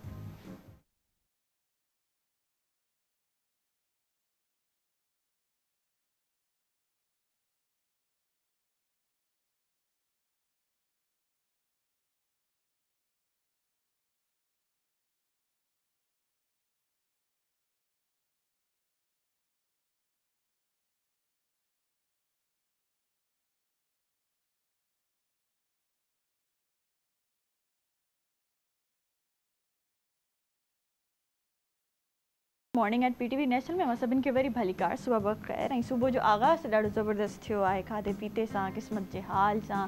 ऐं हिकिड़ो सेगमेंट असां वटि हूंदो आहे जंहिंमें असां शेरो शाइरी बि हूंदी आहे असां वटि, ऐं हुन में असां जॾहिं शेर ॿुधंदा आहियूं त असां हिकिड़े वरी ॿिए ज़ोन में हलिया वेंदा आहियूं। सो इहे डिफरेंट सेगमेंट्स असांजे लाइ ॾाढा ज़रूरी हूंदा आहिनि, छो जीअं असांजी ज़िंदगी में डिफरेंट मराहिल मां असां गुज़रंदा आहियूं। त असां मॉर्निंग एट PTV नेशनल बि असांखे इहो ई सेखारे थो त असांजी ज़िंदगी में डिफरेंट स्टेजिस हुजणु ज़रूरी आहिनि, ताकी असां ज़िंदा दिलि रहूं ऐं ख़ुशि रहूं ऐं ख़ुशबाश रहूं। सो हींअर असां सां ज़बरदस्त गेस्ट मौजूदु आहे, जिन जे बारे में थोरो मां तव्हांखे ॿुधाईंदी हलंदमि। त उर्दू शाइरा आहिनि, साहिब किताब आहिनि, अफ़साना निगार बि आहिनि, हुन सां गॾु गॾु सोशल वर्कर बि आहिनि, ऐं हुननि जो पंहिंजो इंस्टीट्यूट आहे जिथे हुननि जी सुठी कारकर्दगी रही आहे। मां हुमा बेग साहिबा के वेलकम चवंदुमि शो में। अस्सलाम वालेकुम। वालेकुम सलाम। कैसी हैं हुमा साहिबा? अल्लाह का शुक्र है, आप सुनाएं, आप कैसी हैं? अल्हम्दुलिल्लाह। ज़िंदगी कैसी गुजर रही है? ज़िंदगी बस भाग रही है, दौड़ रही है। कभी कभी रुक भी जाती है, तो ऐसा कुछ नहीं है? नहीं, ऐसा नहीं है, अल्लाह का शुक्र है। चूँकि मेरे शौक़ ऐसे हैं, शौक़ की जगह मैंने अशफाक बनाया हुआ है। जबरदस्त। तो मैं पौधे लगाती हूँ, सदका जारिया है और बहुत ज़रूरत है। कितना अच्छा काम करती हैं। बस मैं सुबह होती है और मैं अपने महकमा जंगलात में चली जाती हूँ और दरख्त लगाती रहती हूँ। और फिर सोशल वर्क जैसा आपने कहा, वो मैंने एक इंस्टीट्यूट खोला हुआ है। काम तो मैं काफ़ी अर्से माशाल्लाह। ये सोशल वर्क का काम आप कब से कर रही हैं? शायरी पे तो हम आएंगे, और वो एक डिफरेंट शौक है, वो डिफरेंट चीज़ है, वो आपको जिंदा रखती है। लेकिन सोशल वर्क जो है आपको बड़ा पीस ऑफ माइंड देती है। Peace of mind, exactly. मैं वही लिखती हूँ जो मैं एक्सपीरियंस करती हूँ। सोशल वर्क तो मैंने कोई 25 साल से मैं कर रही थी, और वही जो देखती थी वही लिखती थी, अफसानों में भी और पोइट्री में भी। फिर ये हुआ कि मुझे अरमान था कि मुझे दूसरे इदारों के लिए करती थी। बात ये था कि वो बच्चे पैरों पे खड़े नहीं हो पाते थे, वो छोटे ही रहते थे कि छोटे चाय ले आओ, छोटे सफाई कर लो। तो मुझे था कि अल्लाह पाक मुझे इतने पैसे दे दे कि मैं इन बच्चों को उनके पैरों पे खड़ा कर सकूं और ये खुद कमा सकें। तो अल्लाह ताला ने माशाल्लाह इतना कर दिया कि मेरे पास अब माशाल्लाह 40 मशीनें हैं जहाँ पे लड़कियाँ आती हैं, मुफ्त सिलाई उन्हें सिखाई जाती है और उसके बाद उन्हें काम भी दिया जाता है, उन्हें ऑर्डर्स दिए जाते हैं। उसमें मेरा हमारा कोई वो नहीं है, वो डायरेक्ट जो लड़की सिलाई करती है उसकी और कस्टमर की बातचीत होती है, ज़बरदस्त, और वो पैसे उसी को मिलते हैं। मतलब हमारा कोई सेंटर का उसमें वो नहीं है, ये सिर्फ मेरी तरफ से कपड़ा वपड़ा सब कुछ मैं देती हूँ। 3 से 5 बजे तक छोटे बच्चों की ट्यूशन होती है, जो स्कूल जा नहीं सकते या जाते हैं और वो ट्यूशन पढ़ना चाहते हैं, तो मेरी 2 टीचर्स उन बच्चों को पढ़ाती हैं। वो कितने बच्चे हैं जहाँ इंस्टीट्यूट में जो तालीम हासिल कर रहे हैं? तालीम वाले जो हैं वो हमारे 15 से 20, अब जैसे आजकल एग्ज़ाम्स हो रहे हैं तो छुट्टियों में फिर ज़्यादा हो जाएंगे ये। अच्छा, ज़बरदस्त। तो अभी ये कम हो रहे हैं। और इसी तरह सिलाई में भी यही है कि कुछ लड़कियां हैं जो प्राइवेट मेडिकल, वो भी मेरे लिए बहुत हैरत की बात थी कि प्राइवेट मेडिकल ऑनलाइन हो रहा है, तो वो भी आती हैं। बहुत सारी मासियाँ हैं। अच्छा, वो उन औरतों की कितनी तादाद है जो सिलाई और ये सारी चीज़ें कर रही हैं, कम सीख और रही ज़्यादा हैं? 20 और 25, क्योंकि बात ये थोड़ा सा हमारे हम ज़्यादा मेहनत करना नहीं चाहते। मैं उन्हें बेतहाशा कपड़ा देती हूँ, मैं कहती हूँ प्रैक्टिस मेक परफेक्ट। जितना सियोगे, जितनी कटिंग करोगे उतना वो एक शलवार और एक ट्राउज़र सी के समझती हैं कि हम दर्जन बन गए। हालांकि ऐसा नहीं होता, वो फिर ऑर्डर्स लेना शुरू कर देती हैं। तो मैं कहती हूँ बेटा कटिंग जब तक तुम लोगों को नहीं आएगी वो फिर अच्छा, आप पर्सनली भी ये चीज़ें, ये हुनर है आपके पास? एग्जैक्टली, अगर नहीं होता तो मैं इन लोगों को काबू में नहीं कर सकती थी। और फिर वहाँ पे जो टीचर्स हैं वो कितने रखे हुए हैं सिलाई वो 4 हैं मेरे माशाल्लाह। हम इंडिविजुअल, हमारा और इदारों की तरह ये नहीं है कि 40 बच्चों को बिठा के खड़े होकर लेक्चर दे दिया। हमारे यहाँ इंडिविजुअल सिखाया जाता है, इंडिविजुअल अटेंशन दी जाती है कि जो एक काम है कि बच्चियों को ये ना हो कि हमारी तरफ से किसी किस्म की कमी हो। धागा हो गया, कपड़ा हो गया, सब कुछ वो हमारी तरफ से ही। अच्छा, आपको ये इंस्टीट्यूट के फंड्स कहाँ से आते हैं? क्या ये आपको बाय सेल्फ करती हैं? नहीं, ये अल्लाह पाक की तरफ से आते हैं। मेरा मौला मुझे बहुत नवाजता है माशाल्लाह, क्योंकि मैं उसमें मैं कभी किसी के सामने हाथ नहीं फैलाऊंगी। मैं आप बैठे हुए हो, ठीक है, आपका दिल चाहेगा आप 10 रुपये दे दोगे, वो 10 रुपये दे देंगे, वो मुझे मालूम है, क्योंकि जिसके ऊपर मेरा भरोसा है मैं शिरक नहीं करूँगी, मैं किसी के आगे हाथ नहीं फैलाऊंगी। अल्हम्दुलिल्लाह मेरे मौला ने मुझे कहीं हाथ नहीं फैलाने दिया कि मैं उससे कहूँ कि यार मुझे सेंटर चलाना है। नहीं, मुँह देने वाला है वो कहीं से भी मुझे देता है। सही है। वो जो बच्चे हैं, वो जो औरतें हैं, वो जो काम करने आई, उनका रिस्क है, ऐसे ही उनका रिस्क है, वो कहीं ना कहीं से आ रहा है और ये सिलसिला जारी है। मैं जरिया हूँ, मैं कैशियर, मतलब मेरे ऊपर बहुत सख्त ड्यूटी है। आप जैसे लोग जो ये काम कर रहे हैं ना, मैं कहती हूँ वो कहते हैं हम जरिया हैं, वसीला है, लेकिन आपको वो हिम्मत जो है ना वो अल्लाह ने दी है। हिम्मत वही वाली बात है, क्योंकि देखें बर्दाश्त बहुत करना, बात ये कि वो जिस उससे बिलोंग करती हैं, उनको अपने उस पे लाना, क्योंकि ज़ाहिर है वो कपड़े जो सिएंगी वो अपने थॉट के हिसाब से सिएंगी जहाँ वो रहती हैं। हालांकि अब मोबाइल की वजह से नो हाउ बहुत हो गई है, फिर भी कहीं ना कहीं कोई एक टच आ जाता है। अब उसमें अगर मैं उन्हें प्यार से लेके नहीं चलूँगी तो एकदम स्टैंडर्ड्स का फ़र्क आ जाएगा। तो मैंने बहुत तरीक़े से कि नहीं बेटा ये ज़रा सा झटका आ रहा है, थोड़ा सा कलर कॉम्बिनेशन या बेल का टच इस तरह कर दो तो तेरे को बहुत अच्छा लगेगा। अच्छा हुमा साहिबा, कैसे होता है दिन का आगाज़, सुबह का आगाज़ कैसे होता है और सारा दिन कैसे गुजरता है? पौधों से उसके बाद घर का, मैं शेफ भी हूँ। पौधों से बातें भी करती हैं क्योंकि काफ़ी लोग ऐसे पौधों को पानी देते वक्त हम पौधों से बातें भी करते हैं। नहीं, मुझे नज़र आता है नाराज़ है, बहुत दिन से पानी नहीं पड़ा। मैं शेफ भी हूँ, मैंने रेस्टोरेंट भी कोई 5 साल चलाया है माशाल्लाह, और उस बारे में भी काफ़ी मेरी नो हाउ है। तो उसी हिसाब से मैं प्लांट्स लगाती हूँ, मिर्चें वगैरह जो सीजनल होती हैं। अदरवाइज लोगों को पता। अच्छा, पौधे लगाती हैं तो वो जैसे लीमे का पौधा और आम का दरख्त, ये सब चीज़ें की मैं डोनेट कर देती हूँ। अच्छा, तो मेरे पास इतनी जगह नहीं, मेन काम ही मेरा डोनेशन का है कि लोगों के यहाँ जाके मैं लगाऊँ, लेकिन उनको समझाना पड़ता है क्योंकि दरख्त लगाना बहुत आसान है। आजकल फालसे हैं, आप सीड्स डाल दें, लेकिन आपको उनको एक छोटे बच्चे की तरह 1 साल तक पालना पड़ेगा। ऐसे ही है। अच्छा, पौधे उदास होते हैं तो आपको पता चलता है कि उदास है, हमसे बात नहीं करना चाह रहा है, इसका मूड खराब है। आई एम सो सॉरी बेटा, मैं टाइम नहीं दे सकी तुम्हें, क्योंकि 2-2.5 हज़ार प्लांट्स लगाए हुए हैं मैंने। मामूली काम नहीं है कि मैं एक साइड से मैं शुरू करती हूँ तो दोबारा वहाँ तक पहुँचते मुझे पूरा दिन लग जाता है। फिर क्योंकि सेंटर भी जाना होता है, वहाँ भी बच्चियों को मुझे देखना होता है। अच्छा, ये पौधों को टाइम देती हैं 1-2 घंटा और उसके बाद आप सेंटर जाती हैं? मैं सेंटर चली जाती हूँ। सही है। सेंटर में उनके साथ 2 घंटे 3 घंटे गुजार के कुछ खाने का हुआ, चलो बेटा आज पार्टी कर लेते हैं। हाँ। बहुत खुश होती हैं वो, चलो आज बर्गर्स बना लेते हैं, मैं बर्गर्स बना के ले गई, आज क्या खाओगे, बिरयानी का दिल चाह रहा है, इनके लिए बिरयानी ले आओ। हाँ। तो वो इस तरह हमारा टाइम हो जाता है। सही, मतलब पौधों के साथ टाइम गुजारती हैं सुबह, और फिर जाके बच्चों के साथ, औरतों के साथ, फूलों के साथ, हाँ, उनके साथ टाइम गुजारती हैं। सदका जारिया जो कमाई कर रही हैं, हाँ। या जो करेंगी मुस्तकबिल में इंशाअल्लाह ताला, तो ये हमारा सदका जारिया है, ऐसी है जो चलता रहेगा। उसमें मुझे कोई ये नहीं कि मैं कोई अवार्ड लूँ।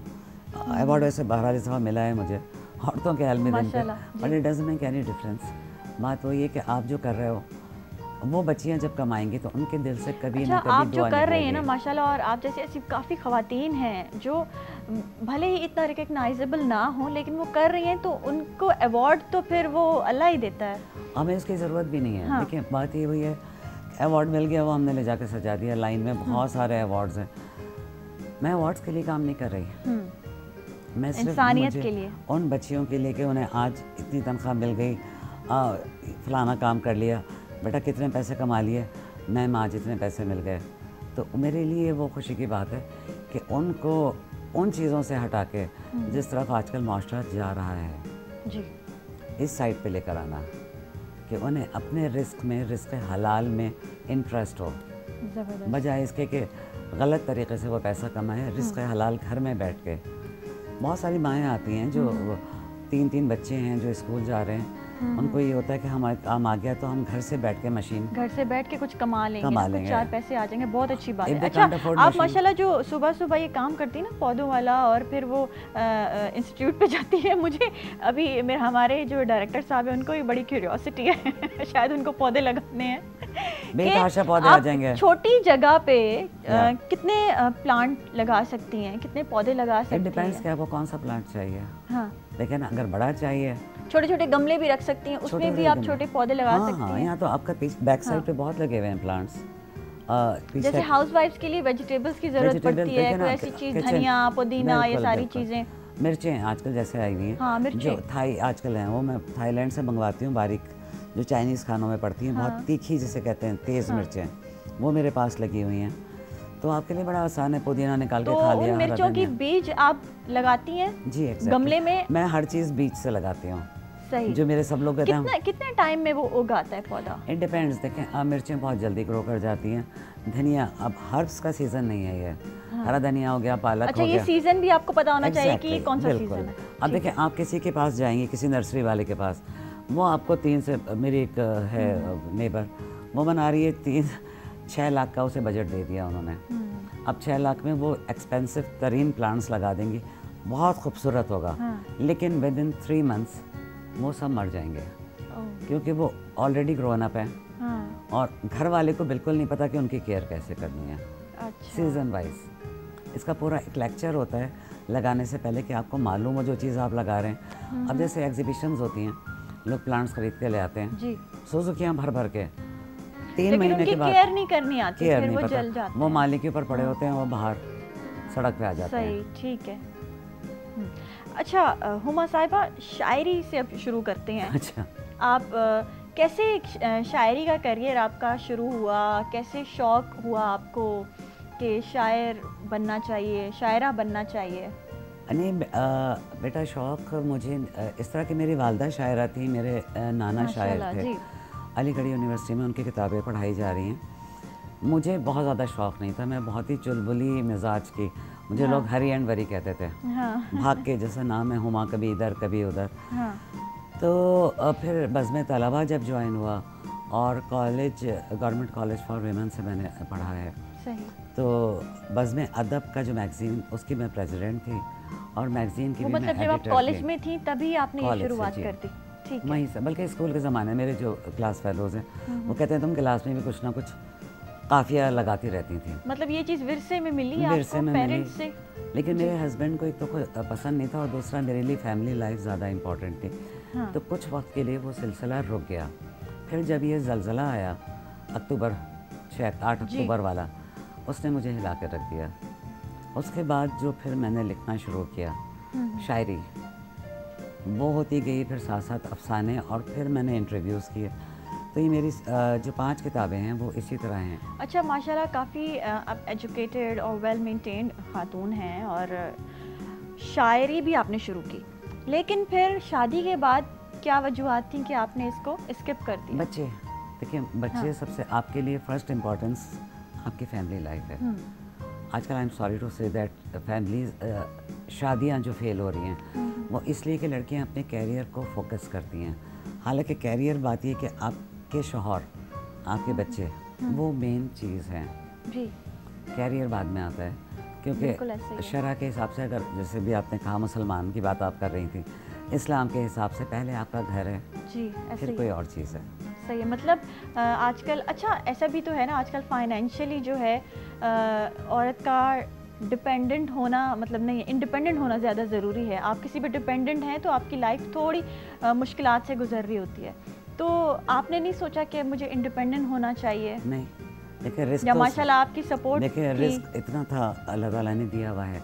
मैं उसमें ये कहती हूँ, चादर बजाय इसके कि चादर छोटी पड़ रही है ना, जो कहते हैं पाँव बाहर निकल रहे हैं, आप पाँव सुकेड़ लो बजाय चादर बदलने के, क्योंकि औरत का घर से बाहर निकलना आसान काम नहीं है। नहीं है, बिल्कुल। मुझे मालूम है, मैं बाहर रेडियो पे भी प्रोग्राम करती रही हूँ और मतलब काफ़ी, लेकिन मुझे मालूम है कि आपको अपनी इज़्ज़त संभाल के और शरअ में मैं फिर मज़हब की तरफ आ जाऊँगी, वो है ये कि औरत जब तक मजबूरी ना हो घर से बाहर ना निकले, बिल्कुल। Otherwise problem. मैंने भी यही बात की, जब आप पे रिस्पॉन्सिबिलिटी आ जाती है, आपकी मजबूरी है तो फिर तो निकलना है और वो भी एक मखसूस टाइम तक आप जाओ। जब मैं सोशल वर्क के लिए पेशावर में जाती थी या यहाँ भी, लेकिन वो मेरा टाइम होता था कि जिस वक्त बच्चे स्कूल से आते थे तो पहले उनकी आवाज़ लगती थी अम्मी, कौन है वो किचन में माँ खड़ी हुई नज़र आती थी। क्योंकि हमेशा कपड़े में, आज भी मैं अपने कपड़े खुद धोती हूँ, अपनी चादरें खुद धोती हूँ, मैं सब कुछ खुद अपने हाथ से करती हूँ, झाड़ू पोछा मैं खुद करती हूँ। ज़बरदस्त। मैंने अपने आप को एक्टिव रखने के लिए ये नहीं कि मैं मासियों के ऊपर गुजारा कर रही हूँ, क्योंकि मुझे अपने आप को चलता रखना है। अच्छा, बच्चों को भी यही फिर वो माँ सिखाती है कि बेटा सारे काम खुद करने हैं? बात ये कि जब आप करोगे बच्चे वही देखेंगे। मैं अगर ऐसे मोबाइल पे मुस्तकिल फेसबुक पे लगी रहूँगी, मैं टीवी पे लगी, मेरे बच्चे भी वही करेंगे जो मैं। और आजकल माओ के पास टाइम ही नहीं है, वो खुद ही इस बुरी तरह फेसबुक में हाँ जाओ जाओ जो तुम्हारा दिल चाह रहा है, टक टक टक टक टक। उन्हें नहीं मालूम।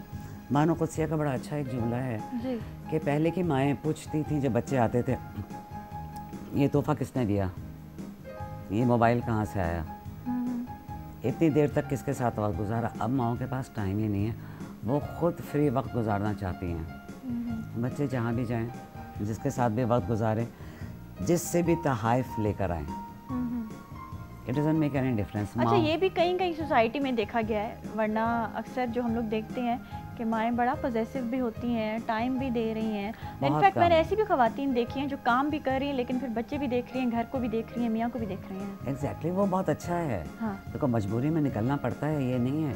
अब जितनी महंगाई हो गई है सो कॉल्ड, तो आप एक कमाई में गुजारा करना मुश्किल है। बिल्कुल ऐसा ही। या तो देखो फिर वही वाली बात मैं तुम्हें पीछे लेके जाऊँगी। हमारे यहाँ 2 जोड़े बनते थे, एक ईद पर और एक बकरा ईद पे, जो हम पूरे साल पहनते थे शादियों पे। अब तो हर महीने बनाने हैं। भाई हर महीने नहीं बनाने, आप फेसबुक पे लग गई तस्वीरें ना।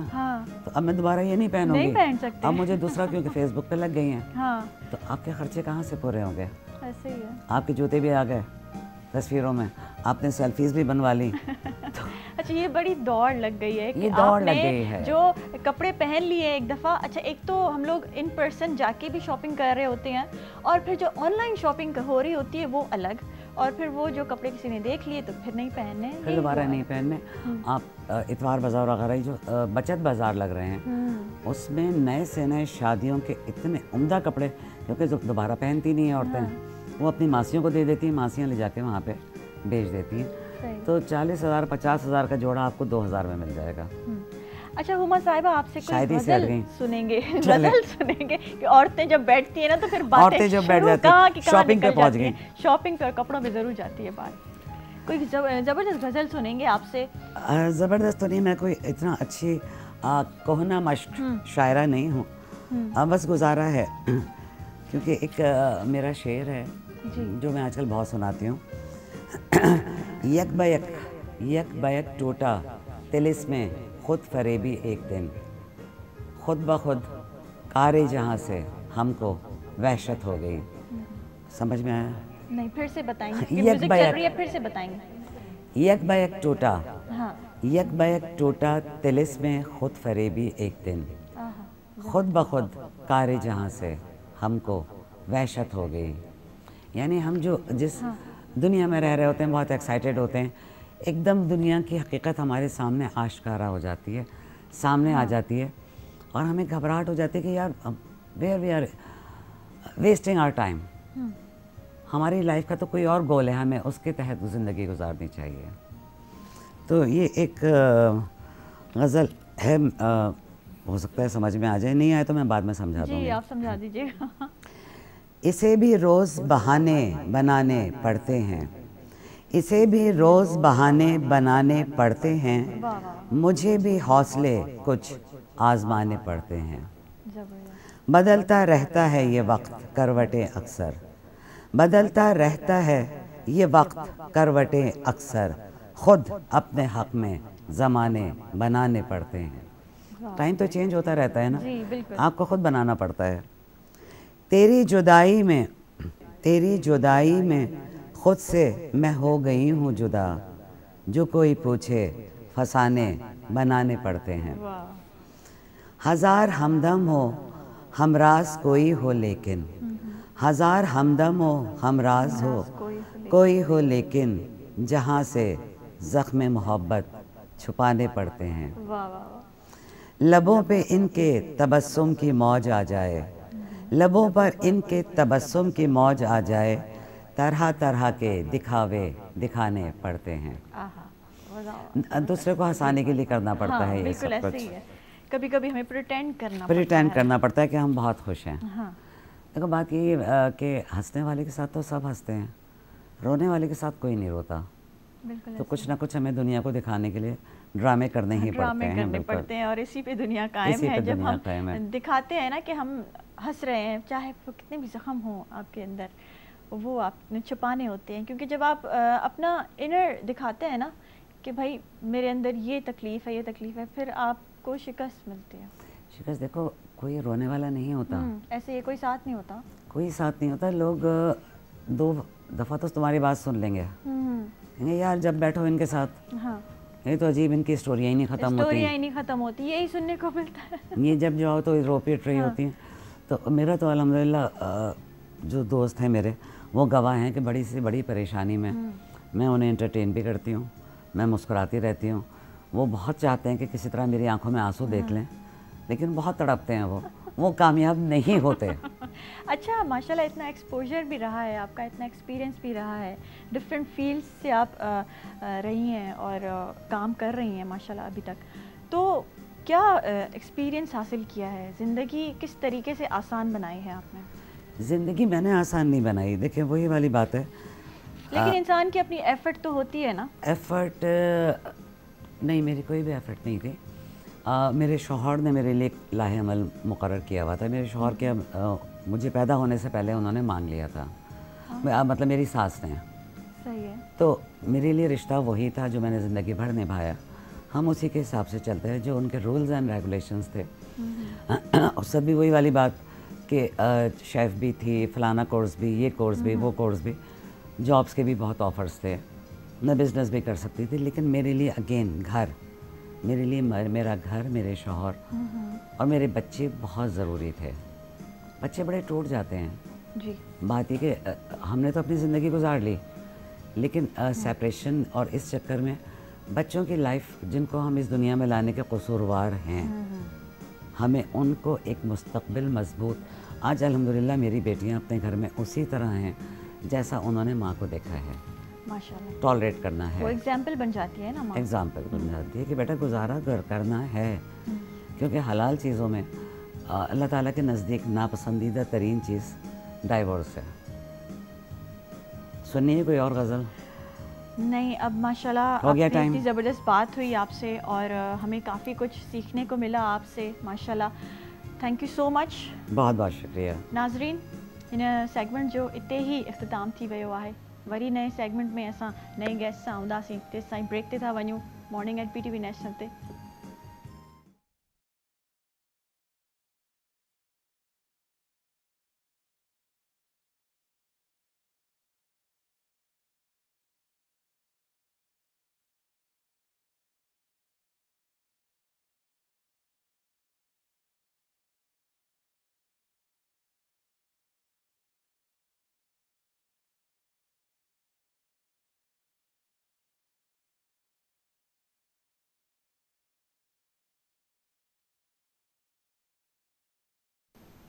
वेलकम बैक नाज़रीन। मॉर्निंग एट PTV नेशनल में सभिनि खे वरी भली कार चऊं था।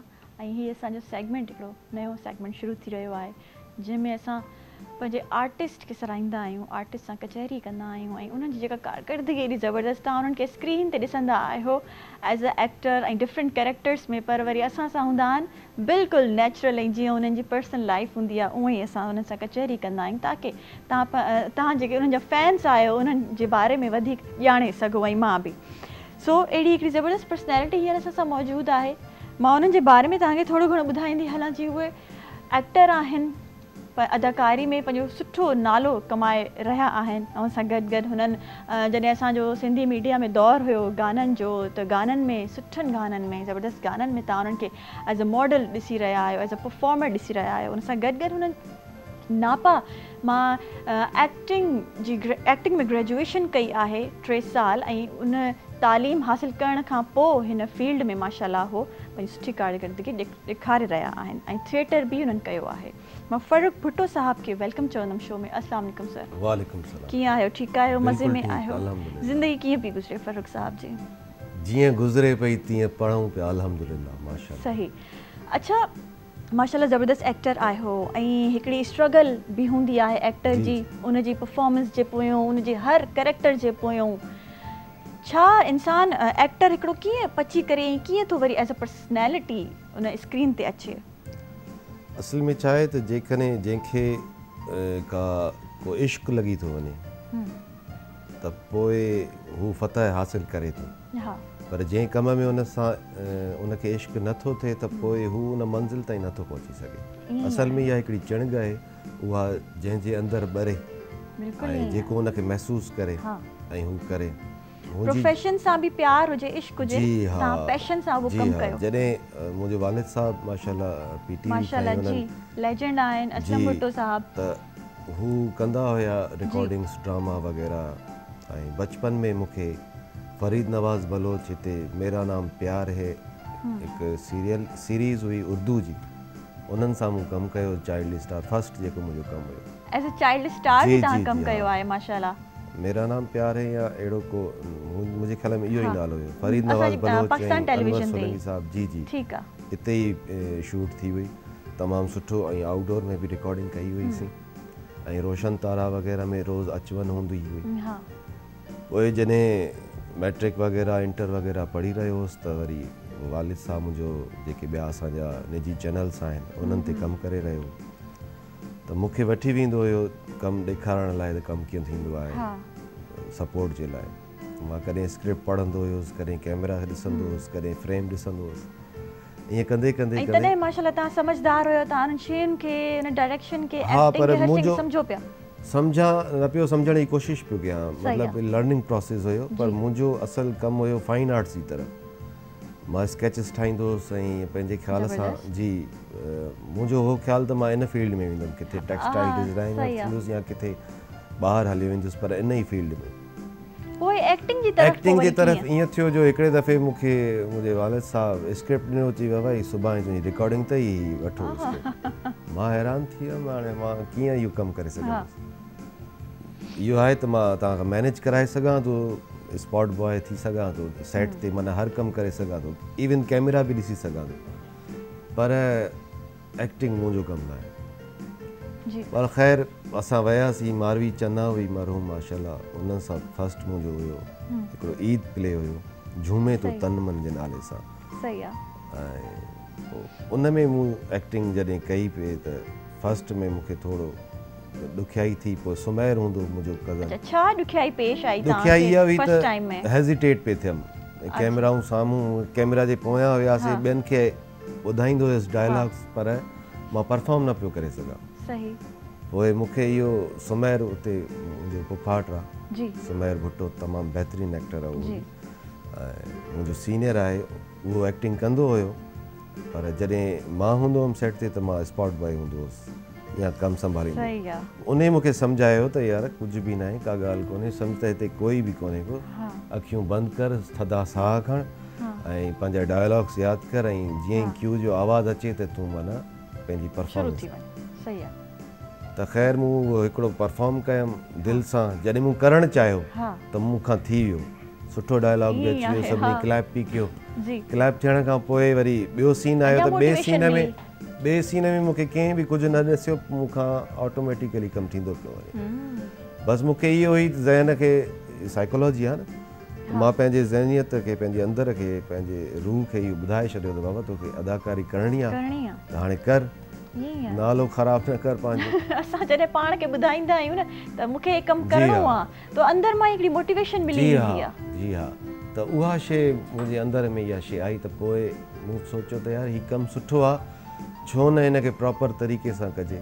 मतलब उन ॾींहं खां पोइ तव्हां हिनखे प्रोफेशनली खणी हलियो। पोइ मां इन शइ में जीअं मां पंहिंजे स्केचिस में हुयमि घेरियल त उतां खां मां कन्वर्ट थी वरी हेॾे अची वियुसि वापसि। सही। ऐं पोइ तव्हांखे इहा फीलिंग आई अंदरां त हा फ़ारूक इहा ई मुंहिंजे लाइ इहा ई फील्ड आहे ऐं मूंखे इन में ई अॻिते वञिणो आहे।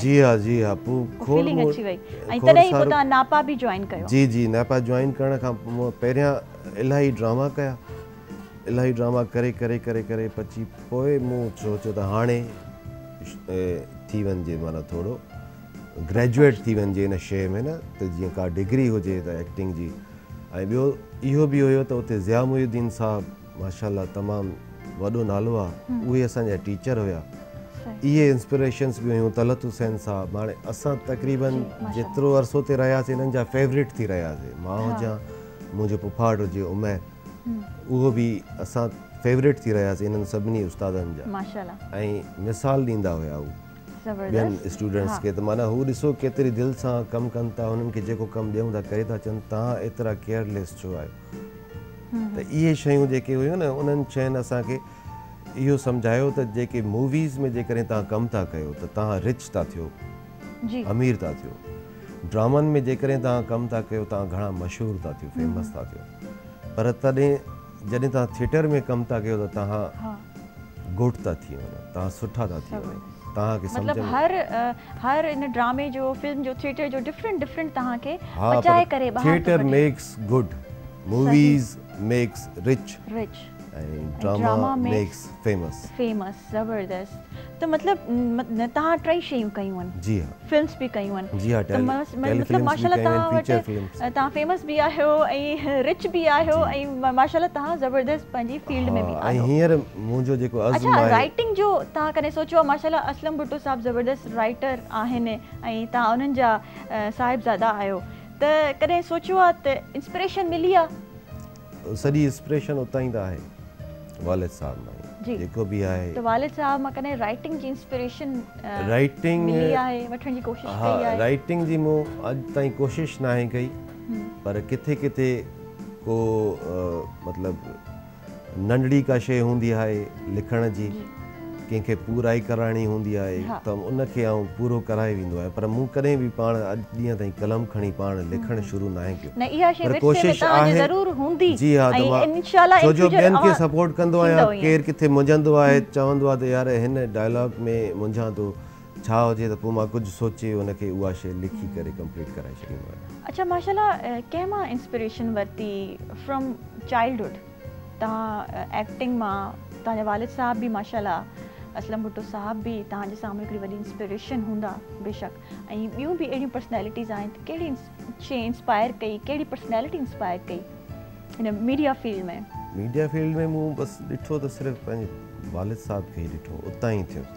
जॾहिं PTV ईंदो हुउसि त पोइ अनवर सोलंकी साहब ऐं नूर मोहम्मद लाशारी, उन्हनि सां मुंहिंजी मुलाक़ात न थी सघी, पर गुलाब चांडियो साहब उन्हनि खे ॾिठो, सलाउद्दीन तुनियो साहब उन्हनि सां मिलियुसि ऐं उन्हनि सां कमु बि कयो।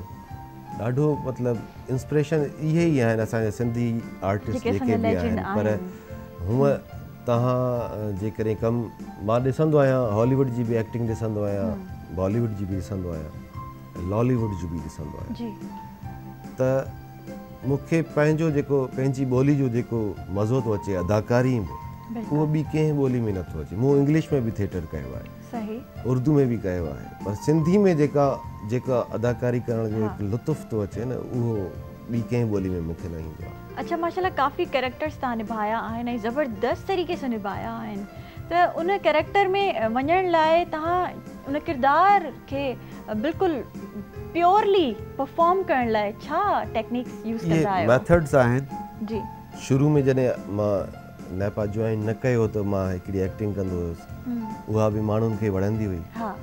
पर नेपा खां पोइ मूंखे पाण पंहिंजो कमु ॾिसण में बि थोरी पुख़्तगी नज़र आई। इलाही मेथड्स आहिनि न, को बि किरदारु आहे, जेकॾहिं कंहिं अंधे जो किरदारु आहे त मूंखे उहो अंधो सच में थियणो आहे। उहा शइ तारी करणी आहे, तारी करणी आहे, मूंखे होमवर्क करिणो आहे हुन ते, बाक़ाइदा हुन किरदार ते। या त कंहिं अंधे सां वञी मिलणो आहे, अंधे सां वञी मिलणो आहे, उते अंधे सां रहणो आहे। हॉलीवुड जा जेके एक्टर्स आहिनि उहे 3-3 महीना 4-4 महीना पंहिंजे किरदारु निगारी जे लाइ हलिया वेंदा आहिनि। जेको बि उन्हनि खे किरदारु करिणो हूंदो आहे 3-3 महीना हुन ते कमु कंदा आहिनि। जेकॾहिं मां अंधो आहियां त मां अंधो ई माना थी करे अदाकारी कंदुसि। अच्छा, जॾहिं घर बि वेंदुमि मां त अंधो ई हूंदुमि। जी हा, ईअं ई आहे। पर ईअं जेकॾहिं माण्हू ज़ाहिरा जेको आहे ईअं माण्हू घुमंदो फिरंदो त माण्हू चवंदा भेण चरियो थी वियो।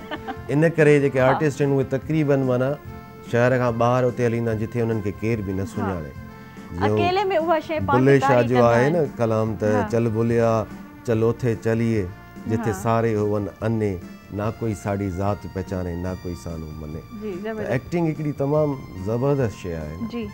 उन में तव्हांखे एक्टिंग तव्हांखे ख़ुदा सां बि मिलाए थी।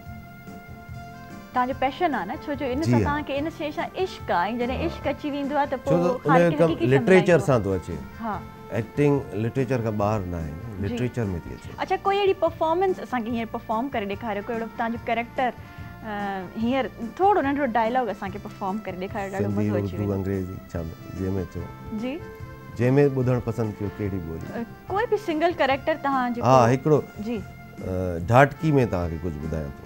हिकिड़ी सीरियल कई हुई मूं ढाटकी में, ढाटकी ॿोली पंहिंजी थर जी, डीपलो शहर में हुई।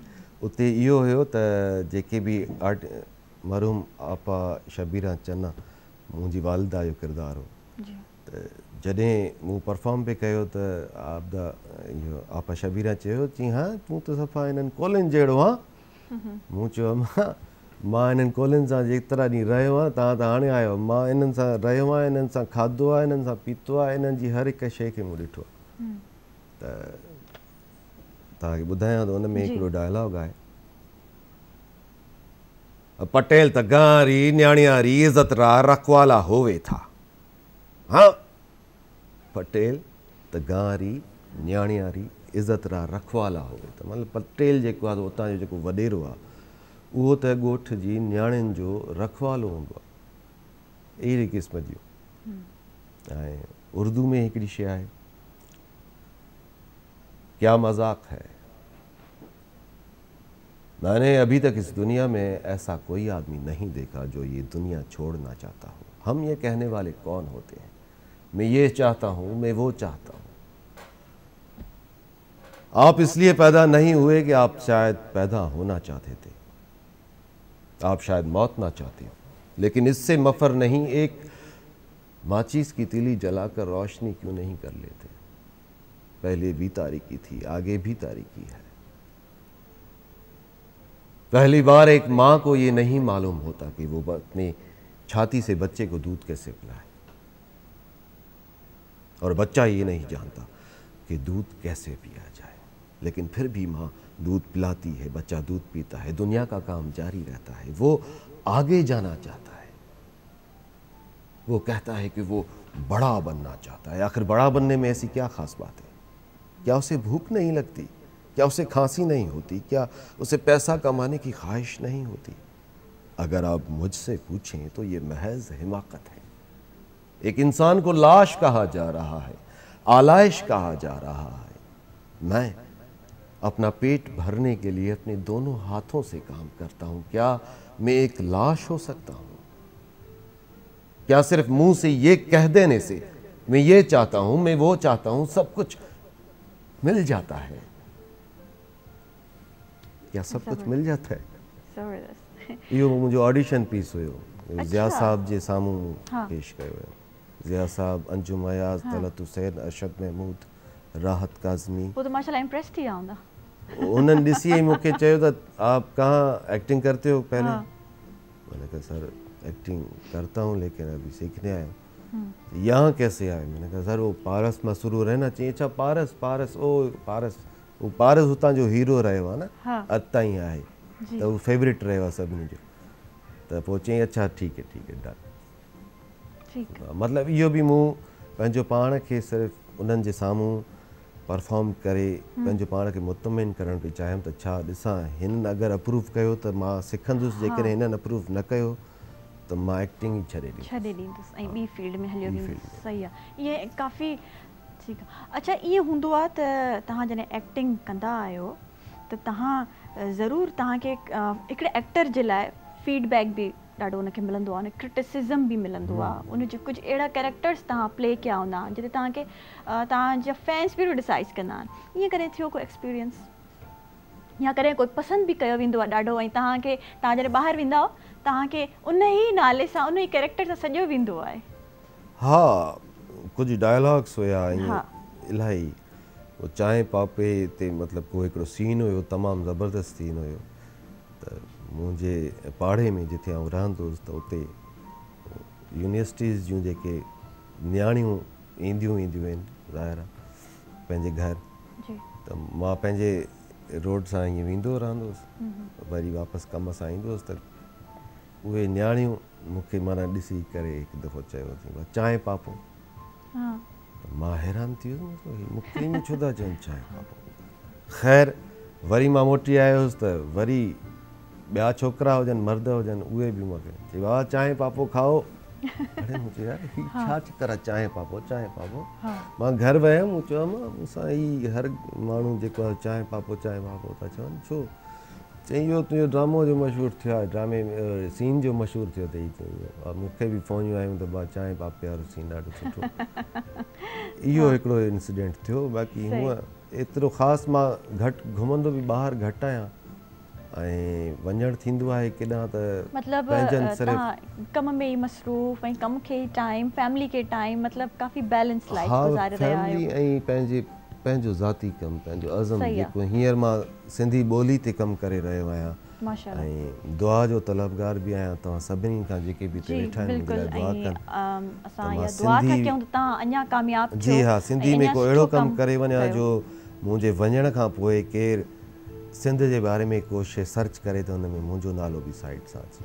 अलाह साईं तव्हांखे वॾी हयाती ॾे ऐं हमेशह ईअं ई तव्हां ज़बरदस्त कमु कंदा रहियो ऐं दिलनि ते राज कंदा रहो। तव्हां फैंस जे लाइ कुझु चवणु चाहींदो, को मैसेज ॾियणु चाहींदो? फैंस सॼे आलम जे लाइ मां मैसेज त कोन ॾींदुसि, पर जिन मैसेज ॾिना आहिनि उन्हनि जे लाइ इहो ई आहे त हर प्रोग्राम में इहो ई मैसेज ॾींदो आहियां। मौला अली सरकार जो फरमान आहे त जेकॾहिं तव्हांजी मंज़िल ख़ूबसूरत आहे, जेकॾहिं तव्हां जी मंज़िल ख़ूबसूरत आहे त तव्हां रस्ते जी परवाह न कयो, पर जेकॾहिं तव्हां केॾांहुं वञी रहिया आहियो त इहो ज़रूरु मालूम कयो त इहो रस्तो वञे केॾांहुं थो। पर मौला जो फरमान ॾिसो केॾो प्यारो आहे, तव्हांजी जेकॾहिं मंज़िल ख़ूबसूरत आहे तव्हां रस्ते जी परवाह न कयो। केर बि हुजे, ग़रीब हुजे, अमीर हुजे, विचोलो हुजे, केर बि हुजे, पर पंहिंजी मंज़िल ते जेकॾहिं पहुचे थो न त उहो बसि पंहिंजी मंज़िल ते ई फोकस करे। इहो न ॾिसे त मूं वटि पैसो न आहे, ग़रीब अमीर ॾिसे त मूं वटि पैसो आहे त मां पहुची वेंदुसि, न ईअं न आहे। ईअं न आहे। तव्हांजी लगन ऐं तव्हांजी जेको उहो पॉज़िटिविटी आहे उहा तव्हांखे हिते पुॼाईंदी आहे। बिल्कुलु ज़बरदस्त। Thank you so much Farooq साहब। ॾाढी ज़बरदस्त कचहरी थी ऐं हिन ज़बरदस्त मैसेज सां नाज़रीन असां हिन प्रोग्राम जो सफ़र इते ई ख़तमु कंदासीं ऐं सुभाणे वरी कंहिं सुठनि असां महिमाननि सां सुठनि सेगमेंट सां तव्हांजे साम्हूं हाज़िर थी वेंदासीं। तेसिताईं सबा अली खे ॾींदा इजाज़त। मॉर्निंग एंड PTV नेशनल सुभाणे मिलंदासीं। अल्लाह हाफ़िज़।